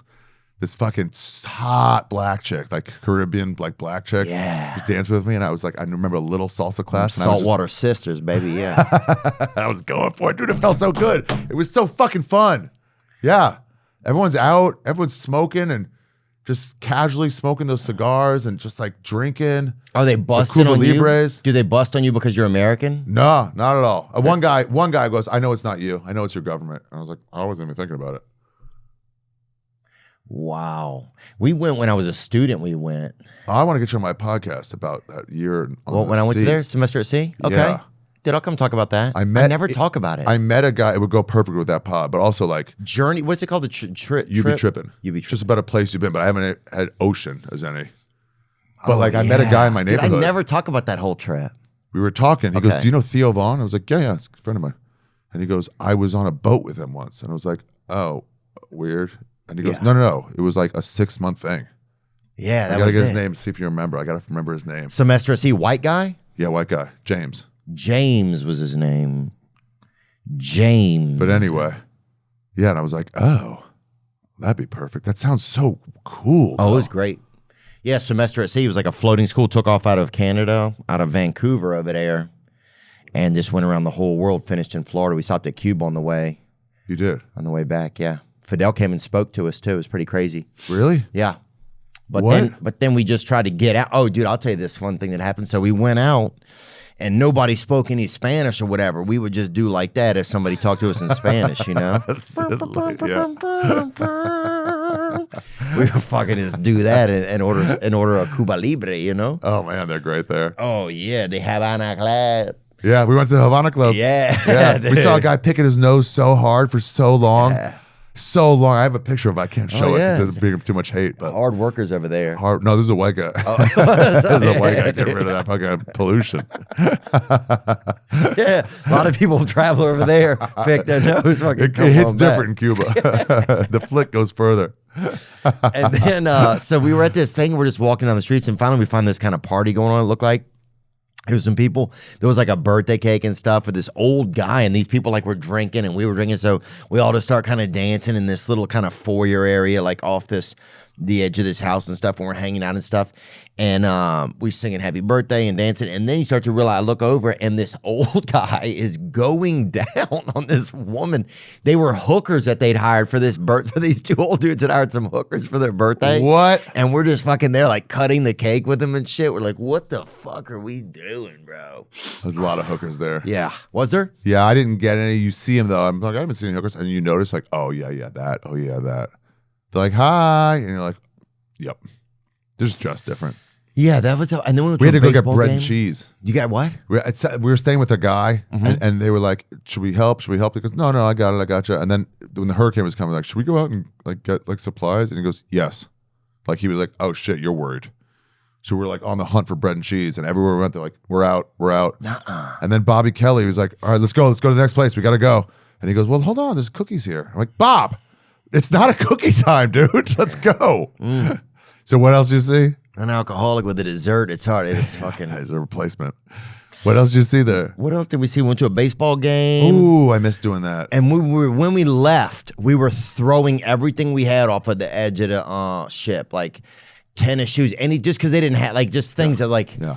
We're like, what are we gonna do? Take this shit? We don't even fucking care. Who cares? Because you kind of made friends with the people while you were there. They had this guy named Henry that was taking us around, and he and it was just so we're just throwing everything we had just off the edge of this boat. Just take it. You yeah, take it. Take it here. They'll get used to Clothes, it. all kind of stuff. Yeah, because they could use it.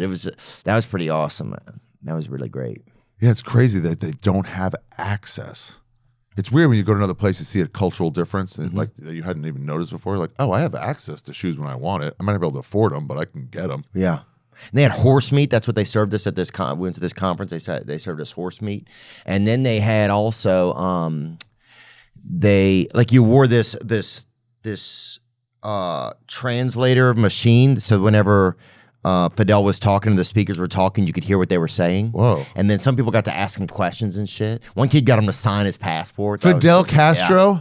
Signed wow, that's a perfect thing to sign. Signed some dude's passport. Wow. Pretty fucking cool. This little You met Fidel Castro? some little slurper. I don't know if I met him. I don't think I did. But you saw him. Well, yeah, we saw him. He came and spoke to us, like 600 students or maybe. And then I'm trying to think of anything else that happened that was super great over there.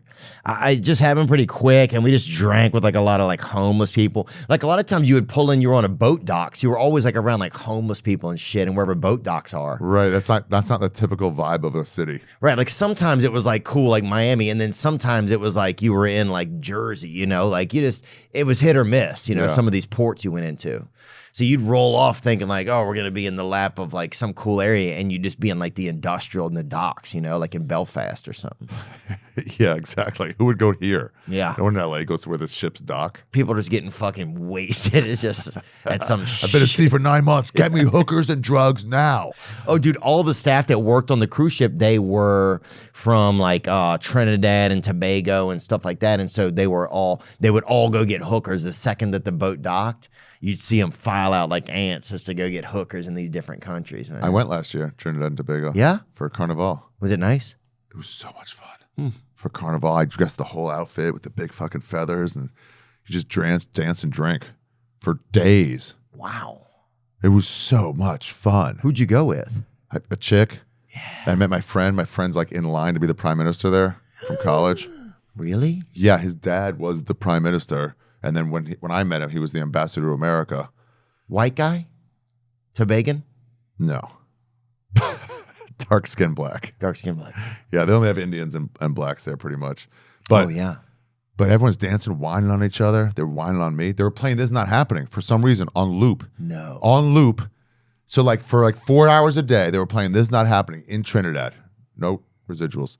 And so I was getting recognized in Trinidad and Tobago. Some chick was like, "Are you Ari Shaffir?" And I was like, "Yeah." She goes, "Can I whine on you?" I'm like, "Yeah." She just fucking backing it up. That's what they do there? Yeah. It's not even sexual. It's just like backing it up right on your ass and just rub it, and they just go all the way down. Oh, yeah. Yeah. That's great. Oh. And what do they call it? Whined on you? Whining. Whining. It's their dance. Whining.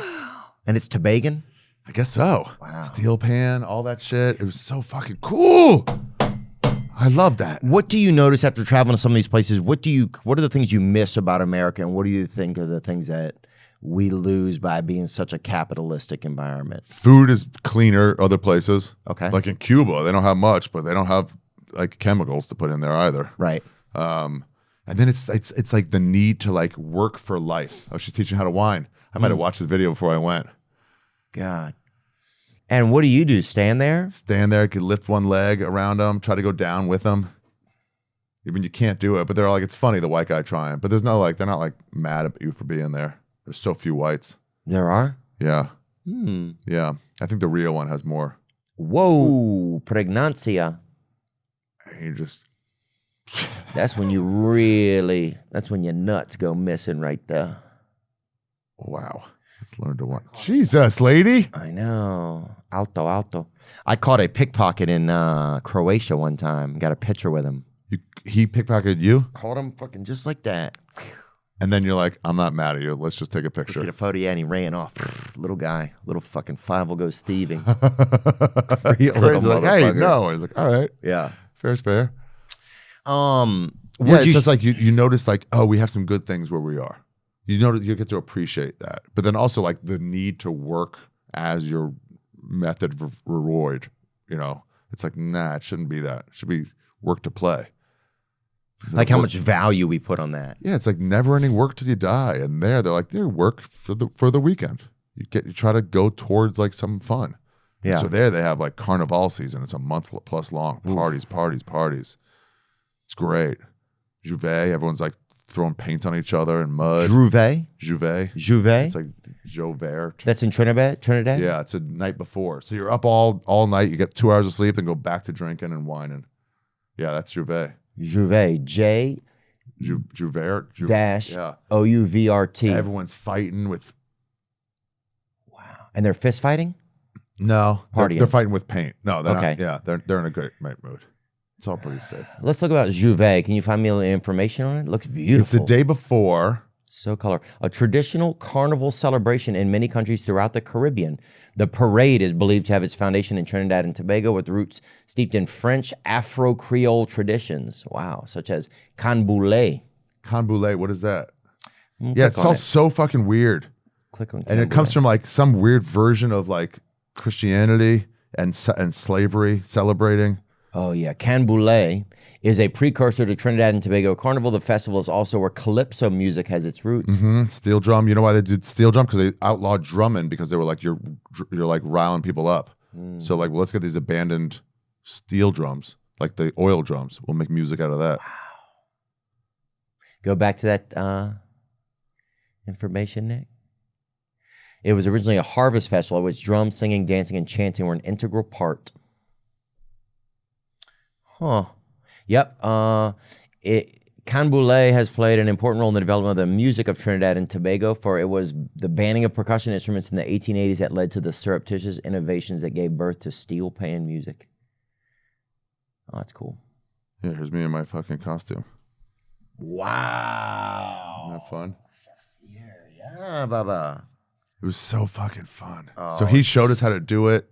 My friend Brian. Dude, that's so cool. You look like a native, bro. Yeah, I got lost in it. You look so native. It was so fun. I mean, they party. They do Yeah? it right. There's no status. There's no any of that. Like, what do you mean they party? They go to let loose. Like a Filipino lady and like all the Filipinos in like China and stuff, when it's the weekend, they party. They just dance on the docks together. Right. They go for it. They're like, let's let loose. It's not about like which table am I at? Who's gonna be here? Yeah. It's the party for the sake of partying. It's like the downstairs on the Titanic. Yeah. You know? Yeah, everything else just gets a little bit fucking ridiculous out here. That I think you definitely notice that more in big cities. Yeah, club life. Clubbing in Europe is about like doing drugs and dancing. Yeah. And here it's about like bottle service and velvet ropes. Prestige, yeah.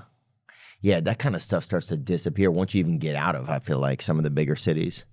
I always notice too that Australians travel the most, I felt like. Yeah. It's like they go do it. It's how they... We can't even comprehend it. No. You see one in the audience, like, oh, what are you doing here? It's like, I'm on holiday. Yeah. And you're like, oh, so just LA in the back? Like, no, LA, Vegas, Miami, and then Copenhagen, London, whatever. Like, how long Oh, yeah, well, Field of Dreams we're going to. There's always like one outlier thing they're going to see. Yeah. Yeah, it's like, why nobody goes to that? I Like, want to see Mickey Rooney's grave over there. yeah, they go for like 2 months. I know, it is really incredible, huh? They'll go. It's almost like that Amish thing, like what's the where they go to Rumspringa. Rumspringa. Yeah. Australians almost have that. We're like, I'm gonna go see the world. And Australians, all they really want to do is try the different cokes from around the country. Oh, they like doing cocaine? Yeah, they love it, and they have the worst. Oh yeah. They love it the most and have the worst. Yeah. So it's like, imagine you dunking. I love to dunk, but I can't really do it because I can't really do it. But then you go to like the moon and you're like, oh, I can dunk now. All you want to do is just dunk all day. Yeah, just fucking just jumping right past the sun. Would you see that picture that just came up about Mars? You see that? What about it? They found this crazy thing on. There's a photo. If this photo is real, did you see that, Nick? Yeah, they found like a perfect square on Mars. Is that what you're talking about? Yeah. What? It's kind of fascinating. That's unsettling. That ain't perfect. Mysterious square structure found on Mars behind branded wild has space fanatics completely baffled. Yeah, that's a straight line. Yeah, I'm trying to see if we can get a clear picture of it. I'm sure they were too. Yeah, facts. Oh, that's it right there. So you start to wonder, like, because your mind also starts to say, well, okay, that's a square, but also it's like, is it just like right there? The rocks broke down just that way. That's not. That's like Bigfoot shit. Where it's really like, is. meh. Or UFO stuff. Every time UFO, like, look at this. I'm like, I can't see context. Yeah. That looks like a dot. And when the shittiest thing for me is UFOs have been in the water recently. Do you hear that a month ago? Water. Yeah. Why wouldn't they hide in the water? And you're like, okay, so you're telling me this whole time we've been looking up And they're down. and they're down. Oh, you tricksters! Yeah. It's like part of a Scooby-Doo episode. It's like, what? I'm not worried about them harming me. This was they tell me CBS something. News. Yeah, Tim Burchett said in an interview on Wednesday that an admiral, whom he did not identify, told him an unidentified craft moving at incredible speeds in the sea. It's always incredible speeds. Yeah. And you're like, how about it's far away? Look, if you have something really far away and it's moving across the screen like that, you're like, that's slow. If it's right here, it's like, oh my God, that's so fast. Yeah. It's just, you can't see the fucking scale. You can't see where it is. But also they've been in the water. We were looking up here and they're down And you there. never thought to tell us about the water? Oh. You gotta discover it. You gotta be a real scuba do. It kind of makes, yeah. That was good. That was better than the other one. You win the round. But I was like, this is so fucking dumb, dude. Now they're in the water. It's like, so they're not up here? It just was so dumb. Yeah, to where else me. are they gonna be? Yeah, Where's it's just- next? In the fridge? I know. Where do you want to go? Still Argentina? Yeah. Bariloche. You know a place. Map that for me. Let's see, Bariloche. Where the women swim like swine. Let me see it. You don't know how to spell that. Yeah, I was gonna say, how do we spell it? I mean, It's up to you, really. You're yeah, free it's up American. to fucking you, bro. It's up to you, boy. Bariloche. Bariloche. Why that place? Where'd you hear about that? You just heard about it from somebody? It's so funny when you hear about something when you're a kid and you just remember it forever, you know? You're like, yeah, I gotta go there. Time with Bon Jovi. Wow. Wow. Oh, so it gets cold there too. Oh, it looks perfect. It does look perfect. San Carlos de Bariloche. Looks beautiful. Halifax is beautiful. You've been there. I just went for the first time. Did you? I've been trying to go to Eastern Canada for so fucking long, and my Jews just keep telling me it's not worth it for the money. And I'm like, I want to go. And they go, fine, only winter. I'm like, no. You got to be outside during that. Yeah. Like, you'll draw less. I'm like, who? Guys, get me out there. And I finally went. I loved it. Beautiful. Weird, cool people, isolated, Yeah. strange, different people. Real fucking, what's that movie where they put that guy in a box? And they burned it alive. I think one of them. I think Nicolas Cage did a remake of it. Not Matchstick.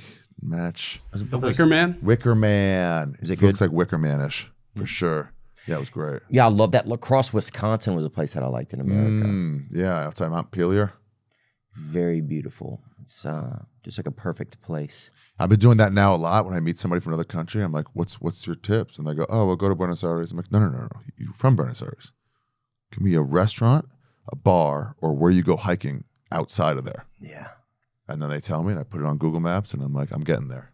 Give me the grassroots. Bariloche. I'm gonna write that one down. And that's La Crosse, Wisconsin.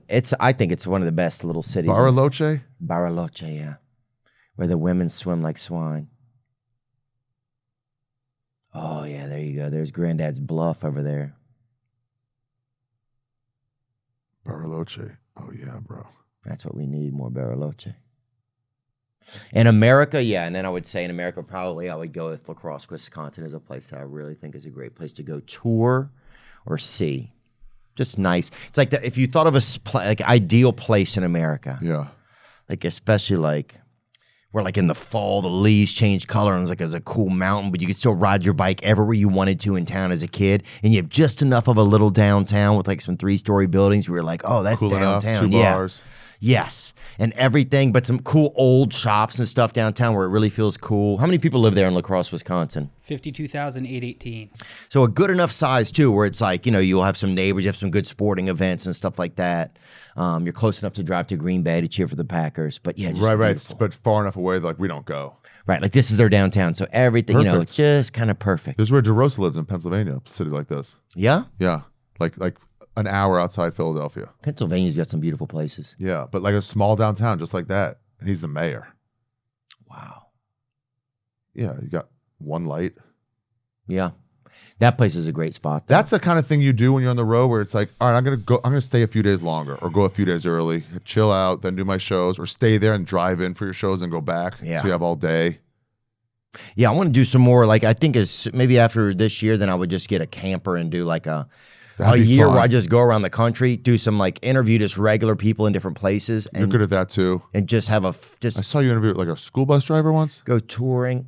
Who do we interview? Did you have a school bus driver or a bus driver? We have a hostage negotiator coming on soon. No, it was somebody more regular. And we got a Native couple years American. ago. We had a female long haul trucker, a mortician. Lunch lady. Maybe it's mortician, maybe it's lunch, but yeah, that normal shit that you can get a lot out of them. That'd be fun. Fascinating. Yeah. Who drive the RV? You, or you can have somebody else be driving it, or switch off. Probably switch off. I've driven them. Or if I have a hard. family at that point. You looking? I got to get a family at some point. Well, if you do that, guess what you're gonna have to do first? Nut inside. Nut inside, buddy. That's it. It's for you. It's all there. You don't say. That would be cool. Me and O'Neill and Matt Egger did one where we did Spokane and we did Tacoma. Yeah. No, Tacoma, then Spokane. And then, so 2 days there, 2 days there. In the interim, we found a fire station, a fire lookout station that had been redone. Mm-hmm. So it was an hour hike to get up. There's no roads in. We took all our shit and we stayed up there for like 3 days doing mushrooms. There's hundreds of acres around us. Wow. There's nothing up there. And it was a 360 deck on top, so none of the animals could get at you, but you could be out there. You just found it? Yeah, O'Neill found it. Damn. And the guy was like, yeah, we own this. We retrofitted it. They don't need these fire lookouts anymore. And That's so it was cool. like, but that's all there if you're willing to take like the week in between. Yeah. Skiing, doing anything. Yeah, I think some things just get like, you want to work, but then you're like, have I done enough work? I don't know. Yeah. But then you start working so much you don't even know what you're doing anymore sometimes too. Just autopilot, wasting Yeah. time. It's funny, I have 2 different sets of friends, and half of them are like pity me for not buckling down enough, and the other half look up to me for like paying it back in enough. I think I always admire the fact that you go and do these fun things that seem to keep you alive. I got a proposition for you. Maybe I'll tell you off air. Okay. That's fair. Yeah, I want to talk about the semester at sea. That's what I would like to talk about. Okay. Yeah, so we'll yeah, do for it. sure. And you're doing it in New York? New York, or if we're in Austin together, we can do it then. Okay. Yeah, I have a studio there too. Yeah, that'd be fun to go through the different places. I've never really gone through and thought about. And yeah, you'll think about it. You're going to remember stuff as we Yeah. go. That's what happens to everybody when they're doing it. When they're doing one of the episodes, they're like, and then I went, oh, that chick Margaret. Oh, yeah. It's that moment that I love. Dude, we had a girl. She fucking did a water slide somewhere in like Vietnam, which nobody knew they even had. Yeah. Broke out both of her front teeth and got knocked up by a mariachi player, dude. A mariachi player in Vietnam? I know. What do you mean we had a girl? I don't know. She was just on the cruise ship too. Because that would be it. You'd land in a port with the cruise ship. You would take classes while you're on the ship. And the program's called Semester at Sea, and it's amazing. You'd take classes. But then once you got to a city, people could go do whatever they wanted. And You just could be back at whatever? be back when the ship leaves at like 1700 or something. So people would come back with drug habits. Some people would come back with amazing stories. People would come back with their teeth in their pocket in a full wound. That's like Fantasy Island. It was just some people would stay with it. A couple people like fell in love. This fucking stayed. They're like, fuck it. A couple people got busted with drugs or whatever, and they just left them there. It's No. like, yeah, rules are rules, man. Yeah, wheels up. Wheels up at this time. Wheels up. yeah, it does. Anchors up. So that was all of that was kind of fascinating, man. Do you think Fantasy Island was a precursor for Epstein Island? I'm not sure what Fantasy Island was. It a real place? No, it was a TV show. Oh, it was? Yeah, I never saw it. With Hervey Villachet, whatever. No, my buddy's dad was in Love Boat. Yeah. Really? What was he in Love Boat? He was the captain, I think. What? He was the captain. Captain Steubing? Yeah. I think so. I don't know how to spell it. Yeah, him. That was your buddy's dad?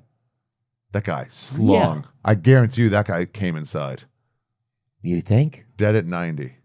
He passed away? He was fucking till he was 88 and a half. Guaranteed. Oh, no, this wasn't his dad then. Just the captain on a boat. He fell in love on a boat and he was the captain. Yeah, that's it. I can't. No, my buddy said it was You're good at not else. continuing when you're like, no, I'm not lying. I'm not lying about any of these things. I love there was a clip of you on Rogan when you were like, you're doing the Theo thing. And you're like, I can't do the accent. Like, man, these bees are just exploding. And Joe just starts laughing. And you're like, yeah, they're exploding. He's like, what are you talking about? I go, look it up, Jamie. And everyone thinks you're lying. And he goes, yeah, there's exploding bees. And he goes, yeah, what do you mean? Every now and telling then, the truth. You got to sprinkle away. You bring a piece of information that he doesn't have. That's when his mind is blown. How did you know this? Well, he's a library. Yeah. Imagine going to bed when you're a library. Yeah. He's a fucking library. It's like you go to the front desk, you're like, hey, do you have this book? And he's like, let me see what I have. And then he shows up with the information that For he has. a pothead, he really remembers quite a lot. Unfucking real. That's, I think, I mean, he has a lot of evaporating. He's a hard worker, but I think he just has an endless memory. And a lust for knowledge. He wants to keep feeding it. Genuinely curious. Yeah, I'm already like, I know enough. Dude, I know so little and I gave up then. I think that was my MO. Ari Shaffir, we got the new special. American Sweetheart. And on Netflix. On Netflix. Congratulations, Thank man. you. Yeah, I wanted this one more regular people to see it and less YouTube people. Yeah? There's lower views on Netflix for people at my level. But it just takes time for people to get to it too. Yeah, but then also just like, I'm trying to really get through with humor of like, chill. Everything's nice. So hopefully I've seen some people feel, hey, I put down the phone all day because that's special. I'm like, great, getting through to you. Yeah. Yeah, because that's how they really captivated you. Yeah, it's like, man. Yeah, the closer is the darkest one. Yeah? Yeah, so get to the closer, I guess. And then I'm on tour. Cool. All over America, the farewell tour before I go backpacking. Man. That's going to be nice, dude. Okay. As soon as we're done, I want to suggest something to you. Okay. Yeah. I'm ready to take a suggestion. Yep. Thank you guys. America's Sweetheart, Ari Shaffir, his tour. After the backpacking or before? What? The tour? Yeah. Tour's now, and then I'm going to end that and leave. It's just like, let's go a couple more months of hanging out in New York, having fun, and then like take off. Yeah. Take off, and then I don't know. But the Be Trippin podcast will still come out. I'm Okay. gone. I'm already like 30 ahead. Oh, just for awesome. this. And what a great idea, too, that you can just have it's all about trips that people have taken. Like one trip you took, Yeah. come back, tell me about a different trip. Come back, tell me there were a different trip, but you just stay in that place. And it's not like, what am I supposed to do? It's like, what did you do? Right. I fell in love. Danny Polishek was like, I had dengue fever in Laos, but the whole time in a sand floor hospital. Perfect. Tell me about it. Fuck. Yeah, it's just I just love it. Sometimes I finish the episodes and I just like sit there and like sigh, like, oh, I want to go there. Yeah. And sometimes I'm like, that was bad. I didn't care. I think sometimes we do an episode. I'm like, how was that? So, and like that was the best ever. And I'm like, you guys are fucking, we're all idiots. Shooting shit up my It mouth. is fascinating how like the idea of planning a trip is so hectic, and then you just plan it, and then like the day comes where you're sitting on the plane and you're like, this is the best decision I ever made. It's the best. You're nervous. I'll do it later. If you just, my booker in Romania, he goes, I'm trying to go to Thailand. I couldn't go. And you know what? I'm buying a ticket. And then I'm going to force myself to go from 6 months to no. If I have the ticket, I'm going. And he did. And he went. And it's just like, and then that thing, if you get off the plane, you're still in an airport. It seems familiar. But when those sliding doors open, you go outside and there's a little smell difference. Yeah. And you just feel like the signs are in a different color. and you're just like, oh, here we go. It hits you, and you're like, oh, yeah. And you just gotta get by. The cab drivers are trying to hustle you, and it's just like, oh, it's just the best. Yeah. God, it's good. Yeah. We had a taxi took us in Vietnam straight to a bird animal place that had hookers in the back. So pet shop front, hooker back. So how do those go together? Just what a combo. Hey, kid, play with the puppies. Dad's gonna go in the back. It was kind of like you see those Pizza Hut Baskin Robbins or whatever, where there's that merger or whatever. Yeah. You're like, yeah, I'll take a couple of scoops. A couple of scoops and a wing. Yeah, dude. I'll take a fucking piece of pie and a fucking and a gerbil. Ari Shaffir, man, you endlessly continue to create content, man, and put your comedy out in the world, man. And yeah, I'm trying to have fun. Yeah, you always do. Thanks. Thanks for coming and hanging out, man. Yeah, great seeing you, buddy. Now I'm just floating on the breeze, and I feel I'm falling like these leaves. I must be cornerstone. Oh, but when I reach that ground, I'll share this peace of mind I found. I can feel it in my bones.